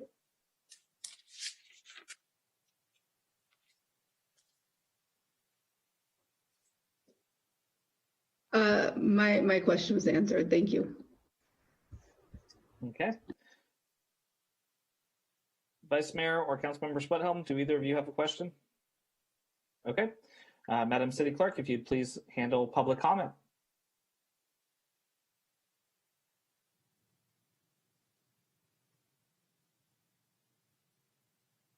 Mayor, there is no one here in council chamber wishing to speak live on the item, and we received no voice message or public comments written or we received one written public comment and one voice message, or no voice message public comments. Perfect, thank you. And that written comment is attached to the agenda packet as a late addition for council members. I see nobody on Zoom, so go ahead and bring it back. Is there any additional feedback that you need from council on this item? Mayor, thank you very much. I just wanted to, I think Cameron and I just wanted to make sure that we were following the practices that council was interested in seeing us follow in response to addressing ADA issues. The reason we brought this forward right now was in response to questions that came up during the fiscal year 2021 budget cycle, where we had to make some very difficult funding adjustments. As you recall, as we were looking to balance, and council specifically requested that we return with this presentation to provide you with updated information about what that program looks like and how we determine which projects get funded. So I'm very appreciative of Cameron, all Cameron's hard work. She really is the lifeblood of the ADA improvement program here, in addition to the hardworking crews that are doing a lot of the work. And so if you have any additional feedback, we'd certainly love to hear it. Otherwise, Cameron and team will continue to plow forward as they have been in a phenomenal way for this community. Great, thank you so much, Mr. Assistant City Manager. Council, is there any additional input? All right, I'm not seeing any. Thank you so much. Now, Council, our next item doesn't start until 4 o'clock, so we'll go ahead and recess the meeting until that time. Madam Vice Mayor, I'm going to turn it over to you.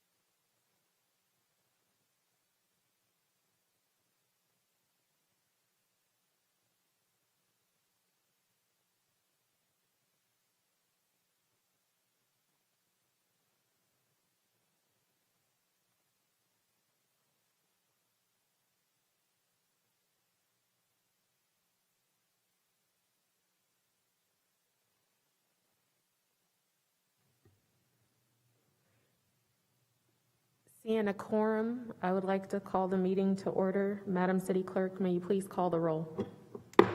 Thank you, Vice Mayor. Councilmember Tibbetts? Here. Councilmember Schwedhelm? Here.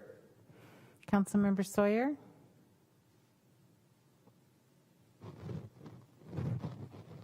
Here. Councilmember Fleming? Here. Councilmember Alvarez?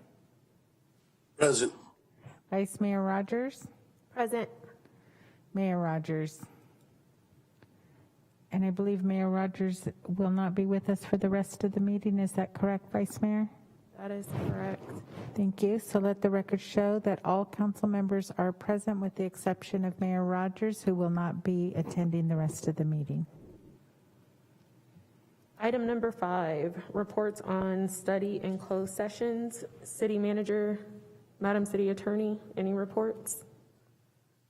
No report this afternoon, Vice Mayor. No, in terms of item 5, we did hold 2 study sessions earlier. Study session on charter review, and the second study session on ADA compliance. You were all present for that. We held no closed sessions during this regular meeting. We did hold closed sessions in the special meeting, and we reported those out at the end of the special meeting. Thank you. Perfect. Item number 6, there are no proclamations and presentations at this time. Item number 7, City Manager, will you introduce the staff briefings? Vice Mayor Rogers and members of the council, our first staff briefing of the afternoon is on the COVID-19 response update, and I will be giving that update. The first one is regarding our indoor masking order. Yesterday, the Sonoma County Health Officer, along with 7 other Bay Area health officials, issued a health order requiring the use of face coverings indoors to prevent the spread of COVID-19. Starting today, the health order requires all individuals, whether they are vaccinated or not, to wear a well-fitting mask indoors in public settings, venues, gatherings, or workplaces, such as offices, retail stores, restaurants, bars, theaters, family entertainment centers, conference centers, schools, daycares, and state and local government offices serving the public. It should be noted that masks remain an important tool, but they are not a substitute for being vaccinated. Health officials continue to urge individuals 12 and over to get vaccinated immediately. Some information on the COVID-19 Delta variant spread and hospitalizations in Sonoma County. The new masking order is directly in response to the rapid spread of the Delta variant in Sonoma County. Those that are vaccinated and are strongly protected against illness, hospitalization, and death. But the Delta variant is proving to be much more transmissible than previous forms of the virus, making it necessary to provide a further layer of protection from spread through the use of masks while keeping the economy open. The spread of the Delta variant has led to an increased number of hospitalizations for COVID-19 patients, as well as an increased number of positive cases in the county. Per the county health officials, half of the ICU beds in the county are currently filled by COVID-19 patients. And as of August 2nd, all COVID-19 patients in the ICUs throughout the county were unvaccinated. Now an update on Sonoma County COVID-19 vaccinations. The Sonoma County COVID vaccine supply is plentiful and currently available to everyone 12 years and older, regardless of their insurance or citizenship status. There are many opportunities in Sonoma County to receive a vaccination, including pop-up clinics and events. For example, residents can receive a free vaccine at one of 2 opportunities planned this Saturday, August 7th in Santa Rosa. The first is at a place to play at 2375 West 3rd Street from 10 a.m. to 2 p.m. The second is at the Roseland Community Center at 779 Sebastopol Road from 10 to 3 p.m. We encourage all unvaccinated members of the Sonoma County community to go to one of those sites and get vaccinated. Thank you. Our second staff briefing this afternoon, item 7.2, is on our Community Empowerment Plan update. And Magali Tellis has joined us, and she will be presenting this update. Good afternoon, Vice Mayor Rogers, members of the council, Magali Tellis, Director of Community Engagement. Thank you for this opportunity to provide an update on the Community Empowerment Plan. I'd like to start off with our resolution declaring racism as a public health crisis. Our team has been working on a draft per one of the recommendations from the Community Empowerment Plan report, and it's in the process of being reviewed by some of our other staff. Once the draft has been completed and gone through staff review, the community engagement will start to go out and take it out to our listening session, our original listening session groups for review and feedback to make sure that we capture the items that were important to community. In terms of our Multicultural Roots project, we're partnering with the Sonoma County Museum to incorporate video interviews into the project. And we're working with our CAB to incorporate the storytelling piece into next year's Neighbor Fest program. And we're, quote, unquote, taking the show on the road.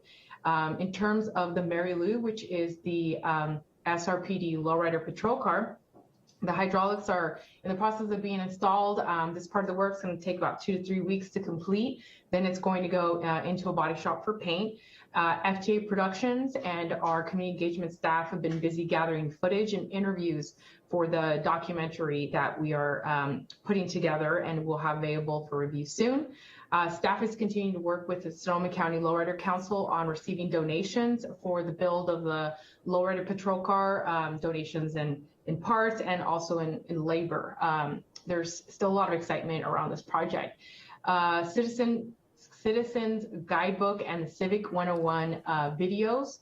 Our final content is being reviewed by the city attorney and then will be reviewed by our public information officer team.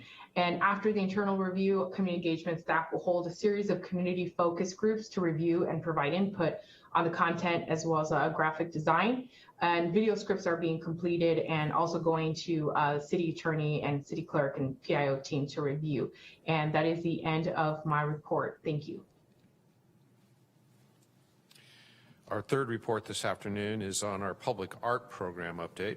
Tara Thompson, our arts and culture coordinator, will be giving the update on this program.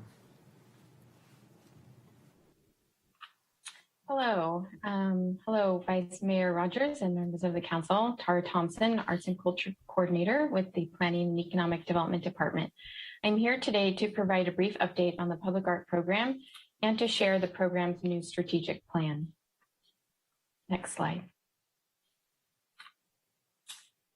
A little bit of background about the public art program. The program was housed in the Recreation and Parks Department until 2018, when a reorganization took place and relocated the program into the Economic Development Division of the Planning and Economic Development Department. The program is managed by myself and supported by part-time contractors and or temporary project managers as our budget allows. Next slide. The public art policy, Council Policy 42, was adopted by Council back in 1996. And at the time it established methods for the selection and funding of public art and the formation of the Art in Public Places Committee. Various amendments over the years have updated the policy, the latest in 2019. And the policy really outlines the main functions of the public art program, the committee's composition, appointment, and duties, the project development and approval process for public art projects. It establishes the public art fund sources and eligible expenditures, the process for accepting gifts and loans, and the processes for relocating or deaccessioning items in our public art collection. Next slide. The Public Art Fund is a dedicated fund for the purpose of supporting public art and cultural programming consistent with the public art policy. The funding sources are a 1% allocation of capital improvement projects that are general fund funded.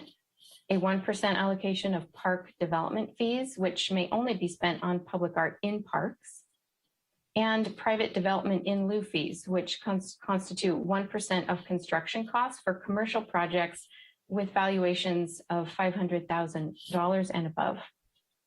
Eligible expenditures include public art projects, cultural programming, including administrative costs, the maintenance and conservation of the public art collection, and fees for consultants. And pictured here is one of our newer pieces installed in Coffee Neighborhood Park.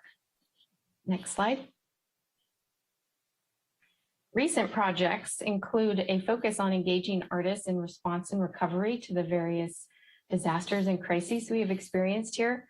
So for the Tubbs fire recovery, we launched 2 rounds of fire response, which provided small grants to artists to create work in response to the fire.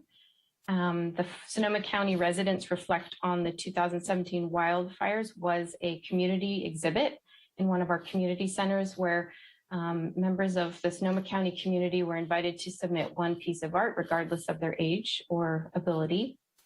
And then the Coffee Park Public Art Project, which was shown on the previous slide.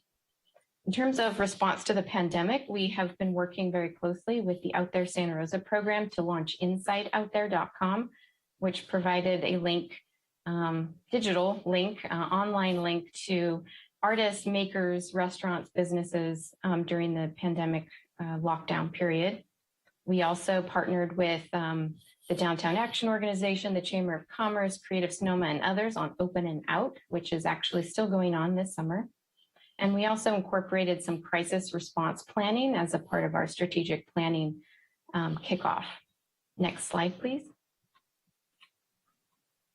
Our current projects right now are really focused on 2 large public art projects and then some additional types of programming that have been kind of new for the program. So for our larger projects, I'm sure you're aware of the Imagine Art in Courthouse Square project, which is a new sculpture being planned for the north end of Courthouse Square. We're in the process of gathering community input right now for the variety of words and phrases that will be included onto the artwork itself.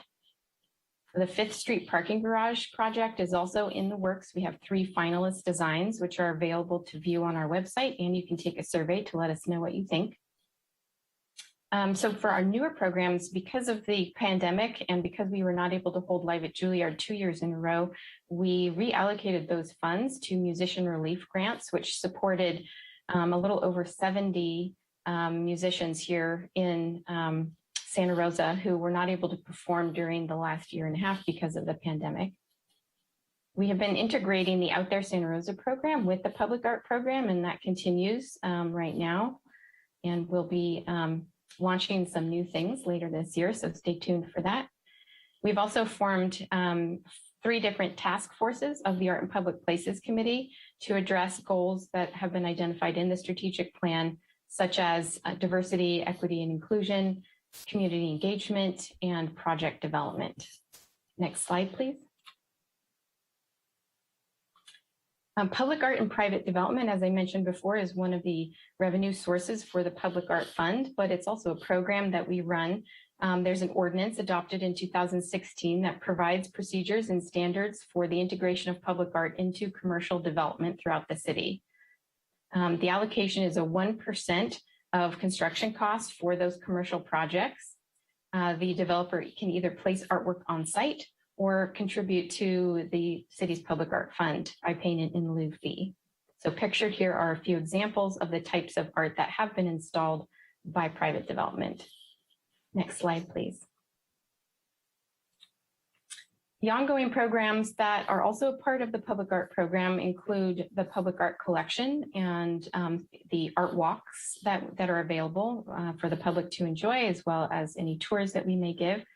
The ongoing conservation and maintenance of the public art collection, rotating exhibits, including the National Arts Program, street performer permits, and the Live at Juilliard concert series. Next slide. Some of the plans, the adopted plans, which are related to the public art program, include the art and culture element, which is a part of the General Plan 2035. We are also working on the General Plan update with the planning team to incorporate arts and culture throughout as well. The Santa Rosa Public Art Master Plan was adopted by Council in 2015, and the Public Art Strategic Plan, which I'll talk about in just a second, was adopted by the Art and Public Places Committee in 2021, earlier this year. Next slide. So as I mentioned, we are excited to share some of the new direction that we'll be heading in the coming 3 years with this new strategic plan. In early 2020, the Public Art Program engaged Third Plateau for strategic planning services. The final adopted plan is included as an attachment on today's meeting agenda, and I would encourage those looking for more detail to review the complete plan. But this slide outlines the general process in which the plan was developed, including a learning phase, an ideation phase, and a design phase. Next slide. The plan establishes a new vision and mission for the Public Art Program.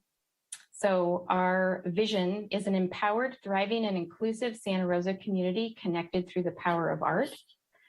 Our mission statement is champion artistic expression and amplify community voices through a diverse array of public art experiences. Next slide. This is the theory of change, which was included in the plan. Again, you can review it in more detail. I know this slide is quite small, but it is in the attached plan. Next slide. Here are the strategic plan goals that were identified through the planning process. Number one, diverse voices are represented, included, and celebrated within the programming process, outreach, and infrastructure of the program. 2, neighborhoods are infused with art and community leaders across the city champion arts programming. 3, public art is funded and maintained as a core component of placemaking and economic development. 4, the Public Art Program and the Art and Public Places Committee are rightfully seen as positive and familiar and as key assets in and for the community. And 5, the Public Art Program is more nimble, better resourced, and better equipped to deliver on its mission and fulfill its vision for Santa Rosa. Next slide. For each of these 5 goals, the plan includes 2 strategies, and then under each strategy are several tactics. So the next several slides summarize the strategies for each goal. And I won't read through them all today, but I just wanted to give you a sense that there's a lot of steps in the works to address the goals identified in the plan. Next slide. Again, each goal has 2 strategies that really talk about our steps that need to be taken to implement them. Next slide. And next slide. To evaluate progress throughout and beyond the implementation of the plan, the following key performance indicators will be tracked. Projects from a wider variety of art mediums, broader and deeper engagement with and support of artists from diverse backgrounds, increase in the number of neighborhoods with public art, deepen partnerships between the Public Art Program and the business community, better maintained public art, greater responsiveness to artists and community needs, and greater awareness of and support for the Public Art Program. Next slide. Here are the expenditure implications from the Public Art Fund for implementing the 3-year plan, broken down by fiscal year as well as by the following 4 categories: community engagement and input, governance and administration, programming and projects, and PR and marketing. So these are net amounts, so over and above our current budget and our current programming levels in order to implement the recommendations in the plan. And again, this is being funded by the Public Art Fund. Next slide. As I just stated, as we just started the fiscal year 22, this slide summarizes what we will be implementing over the next year, again, broken down by those same 4 categories. So this slide really reflects the focus that the Public Art Program will have over the next year and beyond. But this is what we're tackling this year. And with that, the next slide, please. Thank you for your time today, and I'm happy to answer any questions.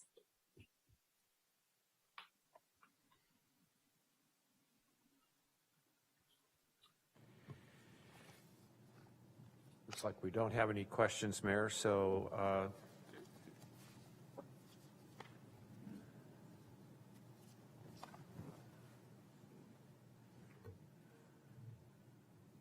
Councilman Tibbetts, did you have a question? Yeah, thank you, Vice Mayor. First of all, thank you, Tara. And I have a question for you and or the city manager, but what was your total budget in the previous fiscal year? Last year, our budget was around 282,000, if I'm remembering correctly. Okay. So that's interesting. That would be lower than I would have guessed given the commercial development. I guess we haven't been having a lot in town. Mr. City Manager, I don't expect you to know off the top of your head, but I would think we had a pretty substantial amount. I would be happy to bring back any information about the actual private development in lieu fees that are coming in. But just as a caveat, it does not equal one-to-one to our expenditures or our budget for the next year. Sometimes funds are pooled in the public art fund so that we can save them for larger projects in the future. Yeah, that's what I'm looking for is what's the total number over the last 3 years, let's say, so we can get kind of a pre-COVID look and a post-COVID look at how much revenue the in lieu fees are bringing in. So that aggregate number is what I'm looking for. So if you could provide that in a separate email, that would be awesome. Or same with you, Mr. City Manager, but that information would be most helpful. I would be happy to. Thank you. Councilman Sawyer. Thank you, Vice Mayor. I just want to applaud you, Tara. The RFPs and the community involvement, selection, creation, installation, and maintenance of our public art is no small task. And it's a very important part of our community. And I know I speak for the entire council when I applaud your work.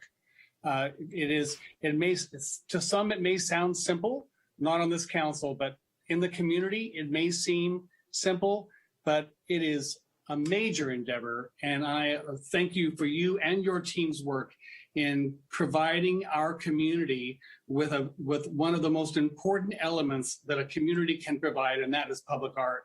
It affects, I hope, everyone in different ways, but all positive in one way or another. So thank you for your work. Thank you for this update, and all the best in your future endeavors with the acquisition of artwork in our community, because it is very, very important, as I mentioned, and no small task. So I applaud you, as does, I'm sure, the entire council. Yes, we do. Councilman Alvarez. Thank you, Vice Mayor.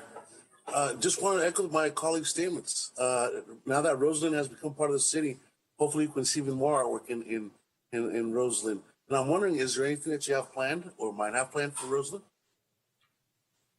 I'm glad you asked. Yes, so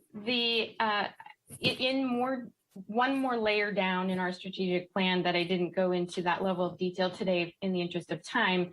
It is called out that our focus over the next 3 years should really be infusing parts of the city that have not traditionally been the object of attention for public art funds and for our public art collection to really receive that attention. And so as Roseland is a newer addition to the city, that is definitely on our list to make sure that we are addressing that. We also will be undertaking a public art audit by accounting for and taking inventory of all of the art, whether it was city commissioned or not, throughout the entire city, so we can identify art deserts where art is lacking, so we can infuse our focus there.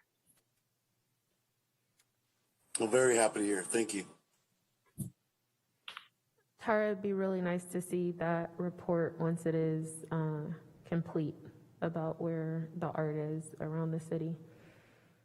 Do we have any additional questions? If not, I will hand it back over to the city manager.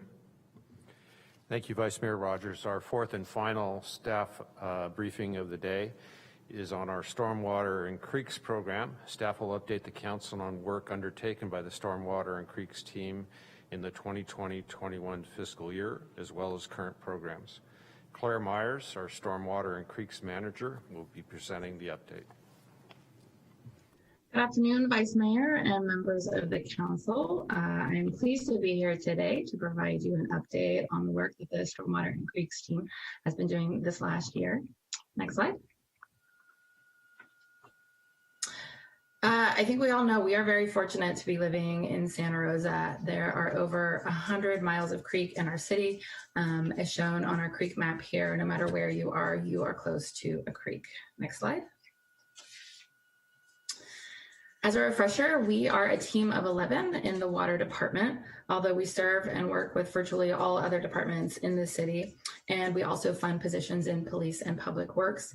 Our mission is making Santa Rosa a better place by enhancing creek health through restoration and community involvement, providing biological and engineering services, and managing stormwater runoff to preserve and restore water quality and minimize flooding.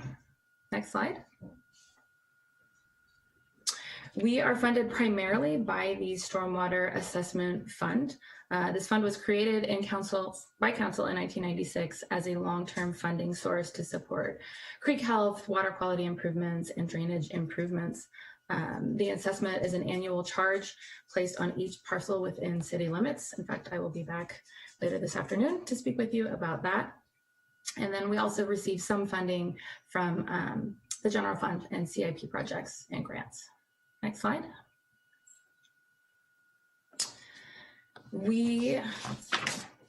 To give you an update on this last year, despite the hurdles of COVID, we have ensured that the city has maintained compliance with a number of regulatory permits, including but not limited to construction general permit and the industrial general permits.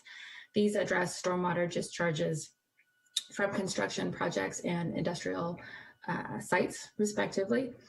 And then primarily, we have continued to oversee the NPDES Municipal Separate Storm Sewer System Permit, or the MS4, the storm drain permit. This permit regulates stormwater runoff from and into our city's infrastructure systems. So as you can see in these photos, discharges of stormwater and non-stormwater from an MS4, particularly in an urbanized area like Santa Rosa, have a high potential to convey pollutants directly into receiving waters. So our team directly oversaw numerous programs to achieve compliance with the MS4, which I will go over with on the next few slides. Next slide.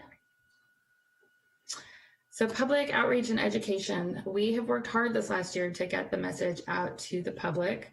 It's been a challenging year. We couldn't do many of the typical strategies that we like tabling at community events or coordinating city-led creek cleanups, but we adapted. And last September, as you recall, we hosted a virtual Creek Week for the first time with online activities, and we encouraged folks to get out and do family-led neighborhood cleanups.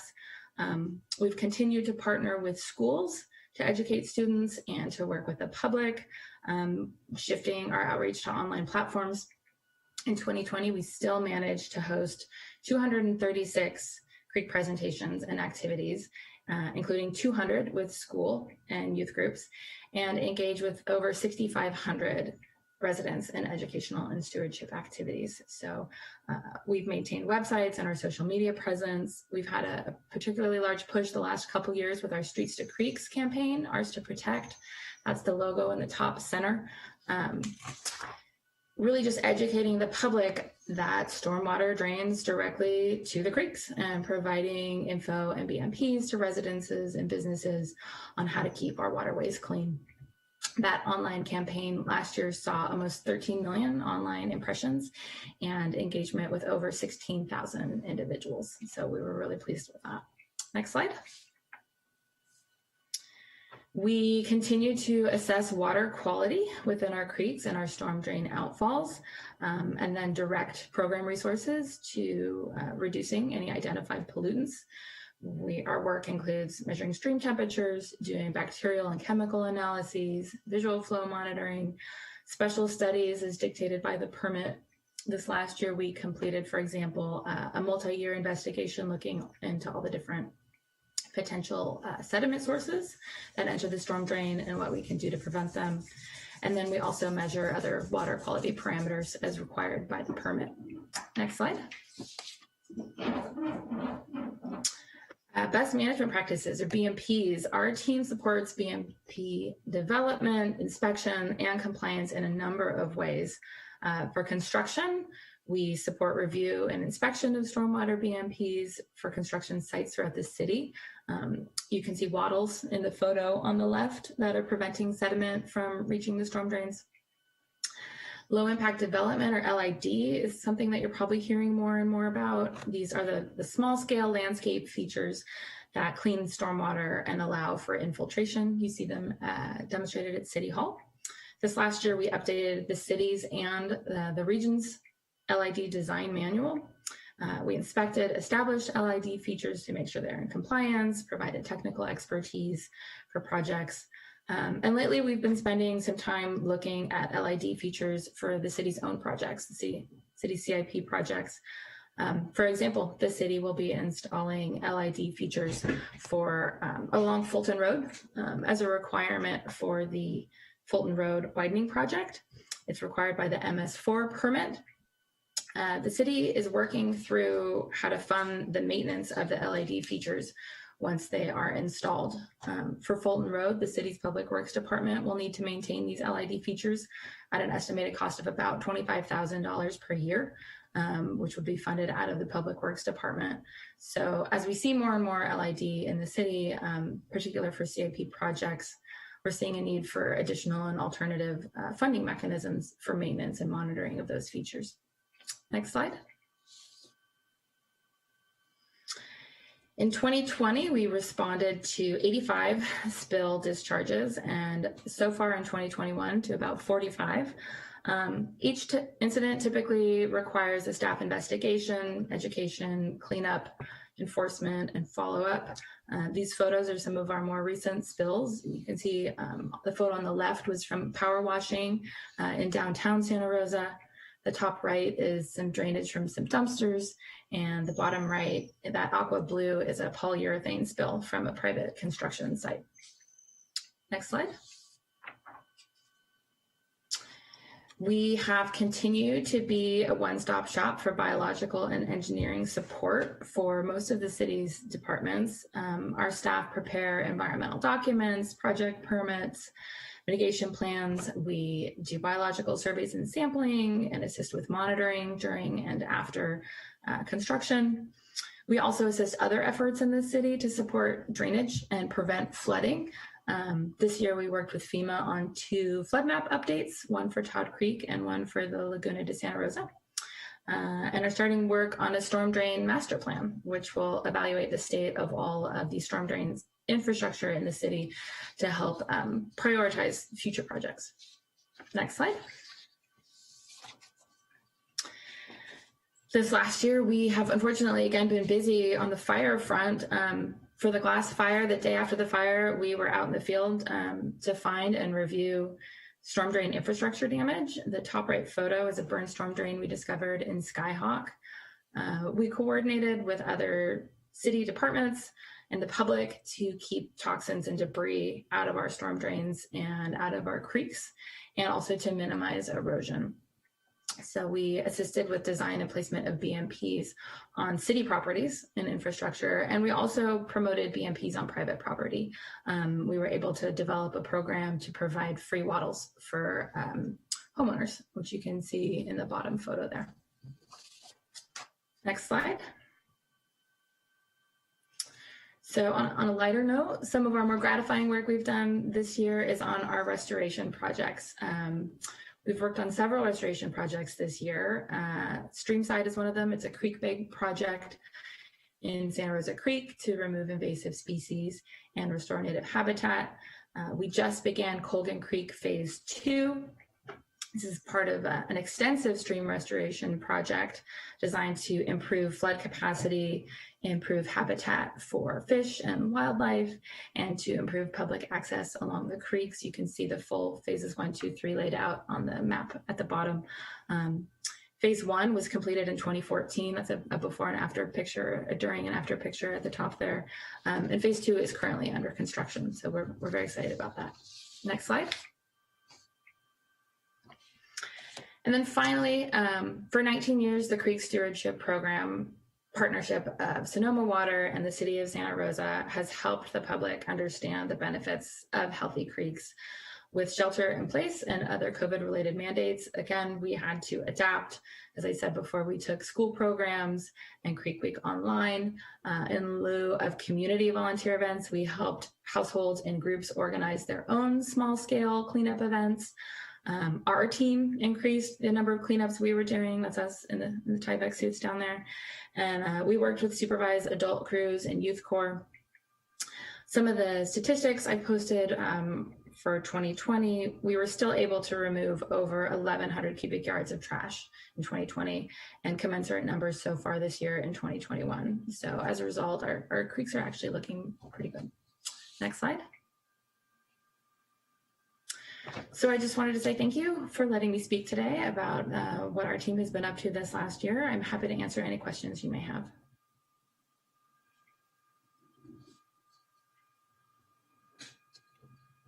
I'd like to bring it back to the council to ask questions on items 7.1, 7.2, 7.3, and 7.4, if you have any. Councilman Sawyer.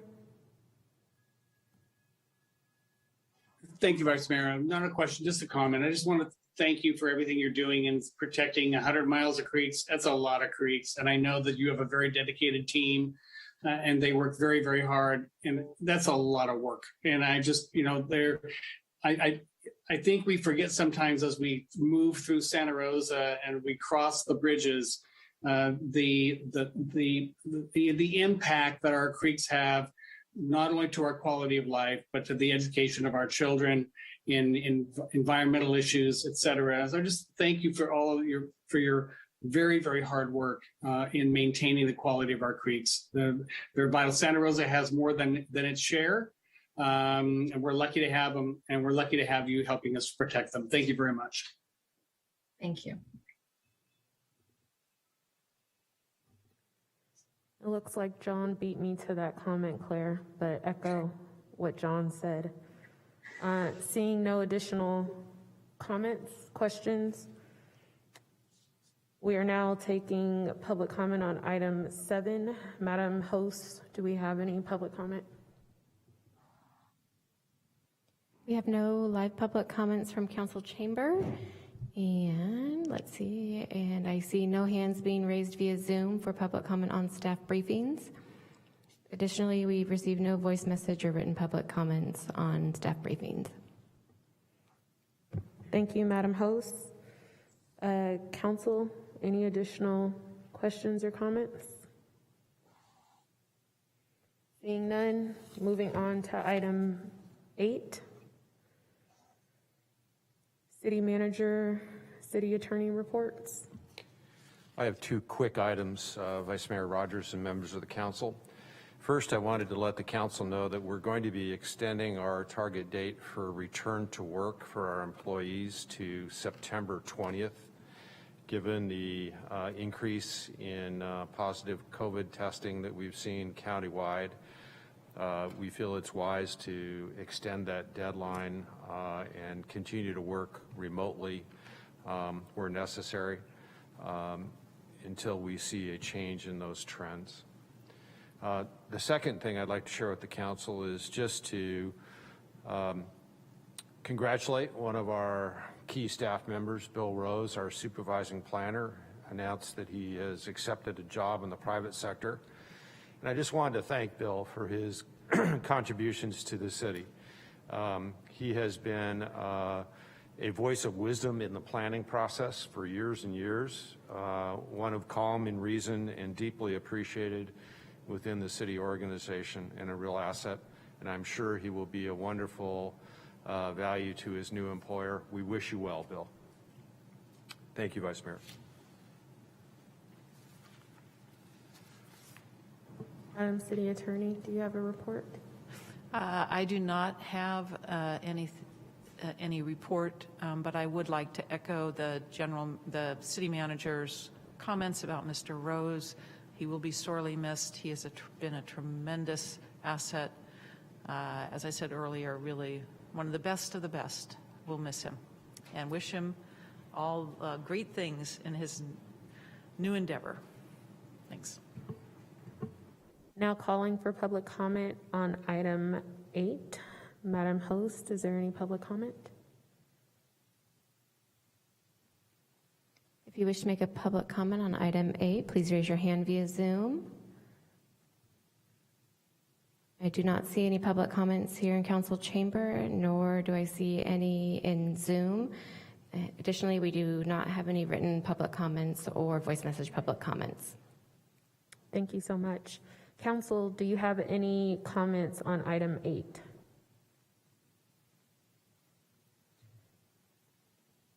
Seeing none, we'll move on to item 9. Council, any statements of abstention?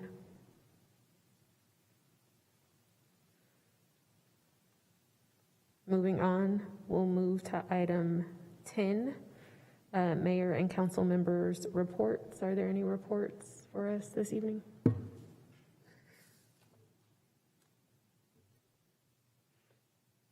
Councilman Schwedhelm. Thank you, Vice Mayor Rogers. First, I do want to start off by echoing the city manager, city attorney's compliments towards Bill Rose. For all the years I've known him, either as a staff member and now as an elected, he's been nothing but superb in everything that he does, someone who we've really come to rely on. And I know he is a big believer of sharing his knowledge with others, so I'm sure he has set the table for those that are going to be following in his huge footsteps to follow. So thank you, Bill. Very much appreciate your service to the city of Santa Rosa. I also want to report out on yesterday, the Water Advisory Committee met. We had a lengthy meeting, and I've got several items I want to share with council. We received an update on water supply conditions. Sonoma water staff stated that last week Lake Mendocino storage fell below the minimum threshold set by Sonoma Water and the State Water Resources Control Board for August 1st. This means that emergency regulations will kick in and water curtailment notices will be sent to water right holders in the upper Russian River, not our area, but the upper Russian River, limiting usage to human health and safety only. Losses in the upper river continue to be much higher than anticipated, and Sonoma Water is now projecting Lake Mendocino will fall to 20,000 acre feet by September 1st and 12,000 acre feet by October 1st, which is very, very concerning. Some good news, Lake Sonoma storage is tracking as anticipated based on reduced releases from the reservoir and efforts by the contractors, including Santa Rosa, to conserve water. As of last week, diversions from the Russian River were down by 24% compared to this time in 2020. We also received an update from the Sonoma Marin Saving Water Partnership Summer Drought Outreach Campaign update. That sounds like screaming for an acronym. The WAC received an update from Sonoma Water staff regarding the multimedia outreach campaign and activities of the Sonoma Marin Saving Water Partnership. Building upon the success of the previous event in June, the partnership will be hosting another drought drop-by event on August 21st with locations throughout Mendocino, Sonoma, and Marin counties, including Nagasawa Park and Cottingtown Mall in Santa Rosa. Again, that's August 21st. More information to follow. Now, technical details, the methodology for allocation of water to contractors during a shortage. The allocation of water during shortage conditions is outlined in our agreement for water supply with Sonoma Water. Per the agreement, the Sonoma Water Board adopted an allocation methodology in 2006. On April 5th, the Water Advisory Committee unanimously approved a temporary alternative allocation of water for July through October that established an equal reduction in deliveries for all contractors. The contractors are close to completing an updated allocation methodology to replace the 2006 version that accounts for investments in water conservation and local supplies. The updated methodology is scheduled to come before the Water Advisory Committee for consideration on September 13th. And lastly, I want to give a little information about the Santa Rosa Plain Drought Resiliency Project. Sonoma Water has 3 groundwater wells in the Santa Rosa Plain groundwater basin that provide supplemental water supply. They have been inactive since 2016 due to needed upgrades to comply with updated drinking water regulations. Sonoma Water is working to update their wells to meet the new state disinfection requirements and is planning to seek state drought emergency funding to assist with costs for updating the wells, as well as to add recharge capabilities for groundwater banking and recovery. just on that last item, it's already been out in the community that the plan for the county was to use some of the water from this basin to share with other parts of the county that are not so fortunate and are obviously experiencing the same drought we are. One of the key things on this, though, they're the recharge capabilities. So it eventually will come out of this well. The plan is in better times when we do have more water, we'll recharge it back into the aquifer. So we'll be providing more information as we follow. And just in closing, I do just want to throw kudos to Jennifer Burke and the entire Santa Rosa water staff that assist both me and the Vice Mayor and our meetings related to water. They are superb, and I feel so supported. So thank you. Thank you, Councilman Schwedhelm. So I would like to take this opportunity to appoint Cynthia Rich to our Board of Community Services, and I am honored to appoint her and both excited, as I know the Board of Community Services current board will also be excited to welcome her on. So thank you, Cynthia Rich. Now calling for public comment on item 10. Madam Host. Vice Mayor Rogers, briefly, Councilmember Tibbetts had his hand raised for perhaps a report out. Oh, I didn't see it. Sorry. Councilmember Tibbetts. No problem, Vice Mayor. I was late to the game, but I wanted to piggyback off of what Tom said about Bill. I don't know if he's listening, but I will sorely miss Bill. I think the best way to describe him, somebody once told me when I was trying to help them with a permit issue is, Bill's the guy you go to get solutions and get things moving. And so Bill, I thank you deeply for that level of commitment to the city and the success of its residents who are investing here. And I hope too that our staff can find a replacement that is half as good, proactive, and solution oriented as you have been. Thanks, Vice Mayor. No problem. Madam Host, can we now call for public comment on item 10? Thank you. If you wish to make a public comment on item 10, council member reports, please raise your hand via Zoom. See no public comments live in council chamber. I'll move to the Zoom platform. The first public comment will be from Gregory Furon. Gregory, I've enabled your speaking permissions. Please unmute your mic and proceed with your comment.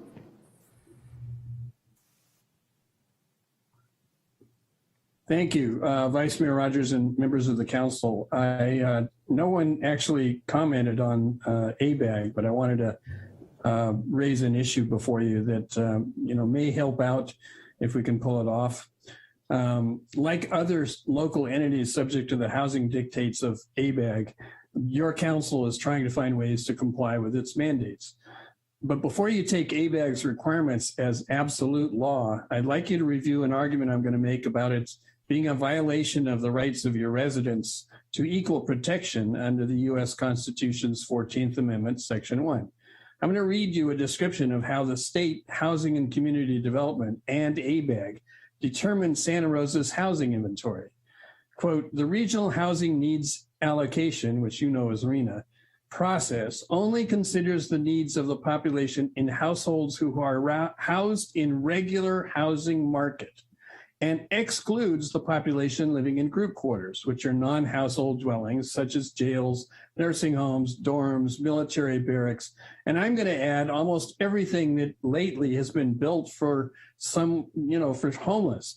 All of the funding that comes from the state, all of the funding that you've been coming up with is not included in the RHNA.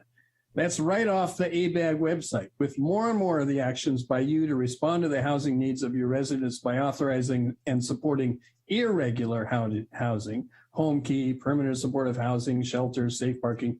You're being forced to weekly choose between the housing needs of those preferred by ABAG and the housing needs of all of the rest of your citizens.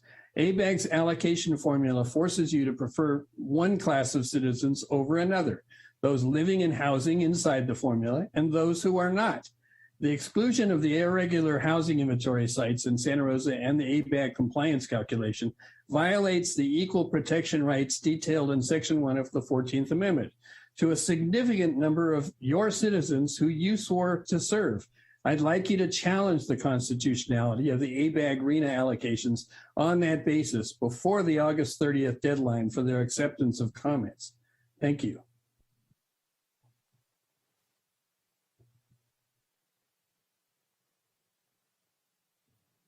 Mayor, I see no additional hands being raised in Zoom, and we did not receive any voice message or written public comments on council member reports.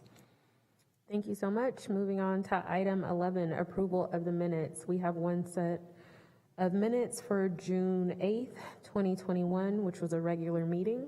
Are there any changes by the council?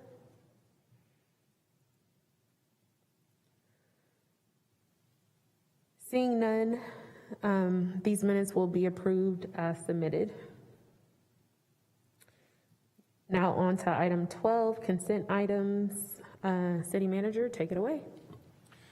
Vice Mayor Rogers and members of the City Council, we have a number of items on the consent calendar this evening, 5 in total, beginning with item 12.1, a resolution approving the Santa Rosa Tourism Business Improvement Area Fiscal Year 2020 Annual Report and Fiscal Year 2021-2022 Work Plan. Item 12.2, also a resolution regarding the First Amendment to the Professional Services Agreement number F001963 with Preservation Arts, LLC.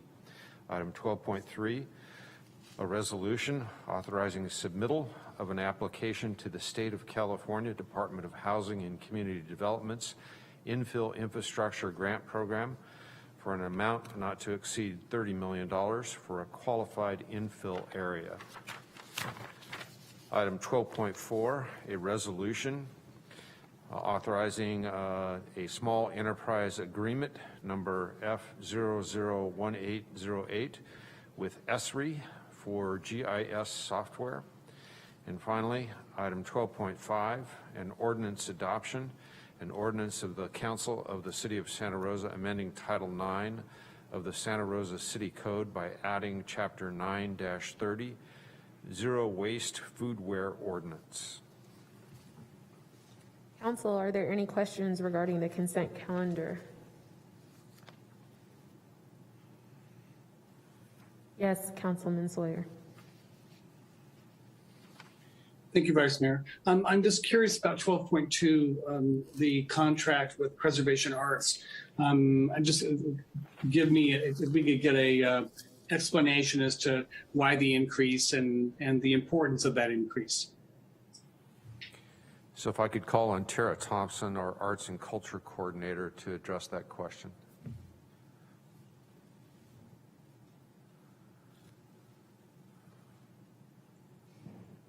City Manager, I don't see Tara on the line on Zoom any further.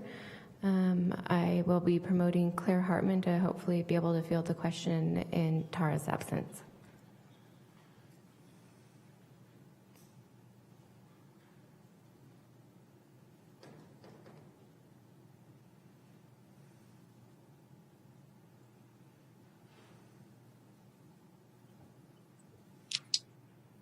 Yes, good afternoon. Would you mind repeating the question, council member? Sure, Claire. I'm just curious about the increase to the professional service agreement with Preservation Arts and why it's important. What this increase is about. I'm not questioning the validity of it. I'm just curious as to what the increase is about. Yeah, I'm sorry, I don't have that information, but Okay. I can certainly follow up with the council with the specifics. And that's fine. I'm not looking to be against it. Was just looking for mainly curiosity as to what additional work they would be performing and why the increase. So and quite frankly, as we increase the number of artwork pieces in our city, that kind of work is probably going to increase anyway. So when you do get that, I'm more than happy to take the answer offline. Thank you. Any additional questions from council? Seeing none, I would like to open it up for public comment. Madam Host. Thank you, Vice Mayor. If you'd like to make a public comment on item 12 for the consent calendar, please raise your hand via Zoom. If you would like to make a public comment in council chamber, please walk up to the podium. Seeing no public comment live in council chamber, I'll move to Zoom. The first public comment will be from William. William, I've enabled your speaking permissions. Please unmute and proceed with your comment. Hi, are you able to hear me? Yes. I apologize. This is my first time attending. I just realized how to get onto the Zoom to be able to be interactive. And so I was wondering, if is it possible to talk about a conversation that happened previous, or is that off limits?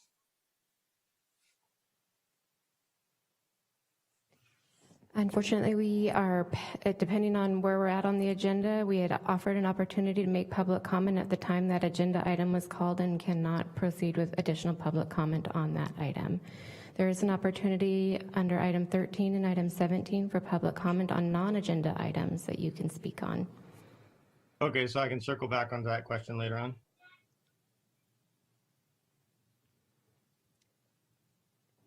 If it is related to a previously heard discussion on the agenda, no.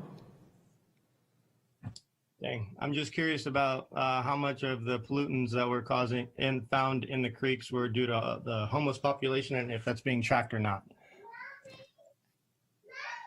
I believe that question would have to be submitted to the water department. You can email Claire Myers, who presented on our creeks and storm manager, and she should be able to respond to that via email, and happily so. I just find it interesting we're so focused on things that aren't that prevalent as opposed to things that are every day in our Sorry, face. we're going to have to ask you to avoid them. Sir, this is inappropriate comment right now. So, Madam Host, can we go to comments based on this item? Thank you, Mayor. Seeing no additional comment via Zoom, and there is no live public comment via council chamber, that concludes public comment on item 12. Thank you so much. I would like to move items 12.1 through 12.5 and waive further reading of the text. Second. Second. Madam City Clerk, can we take a vote? Yes, thank you, Vice Mayor. Councilmember Tibbetts? Aye. Councilmember Schwedhelm? Aye. Councilmember Sawyer? Aye. Councilmember Fleming? Yes. Councilmember Alvarez? Aye. Vice Mayor Rogers? Aye. That motion passes with 5 ayes, with Councilmember Rogers absent.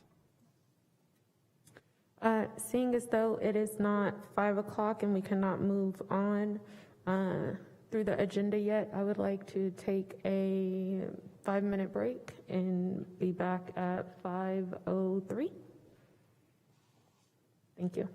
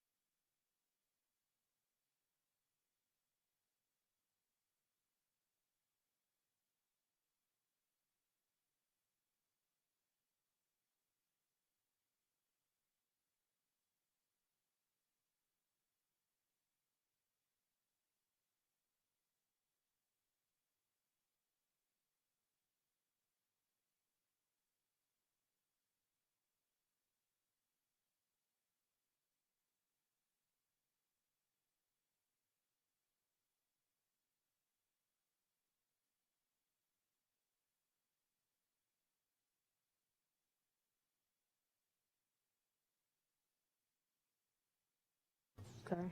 City Clerk? Madam City Clerk, can you please call the roll? Yes. Councilmember Tibbetts? Here. Councilmember Schwedhelm? Here. Councilmember Sawyer? Here. Councilmember Fleming? Here. Councilmember Alvarez? Vice Mayor Rogers? Present. Councilmember Alvarez, have you joined us? Okay, let the record show that all council members are present with the exception of Councilmember Rogers and Councilmember Alvarez. Thank you so much. City Manager, can you please introduce item 15.1, and we will make our way back to public comment. Vice Mayor Rogers and members of the City Council, item 15.1 is a public hearing. The matter before the City Council is the Casa Roseland Design Review Appeal. This is an appeal of the zoning administrator action on the design review for the Casa Roseland project located at 665 and 883 Sebastopol Road in Santa Rosa, California, file number DR21-001. Christina Tumians, our senior planner, will be presenting the staff report on this item.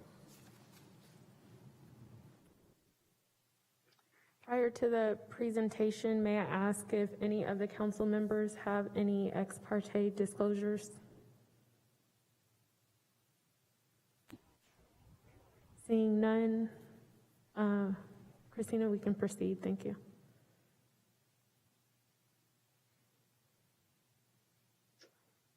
Thank you, City Manager and council members. This is a appeal of minor design review for a project known as Casa Roseland.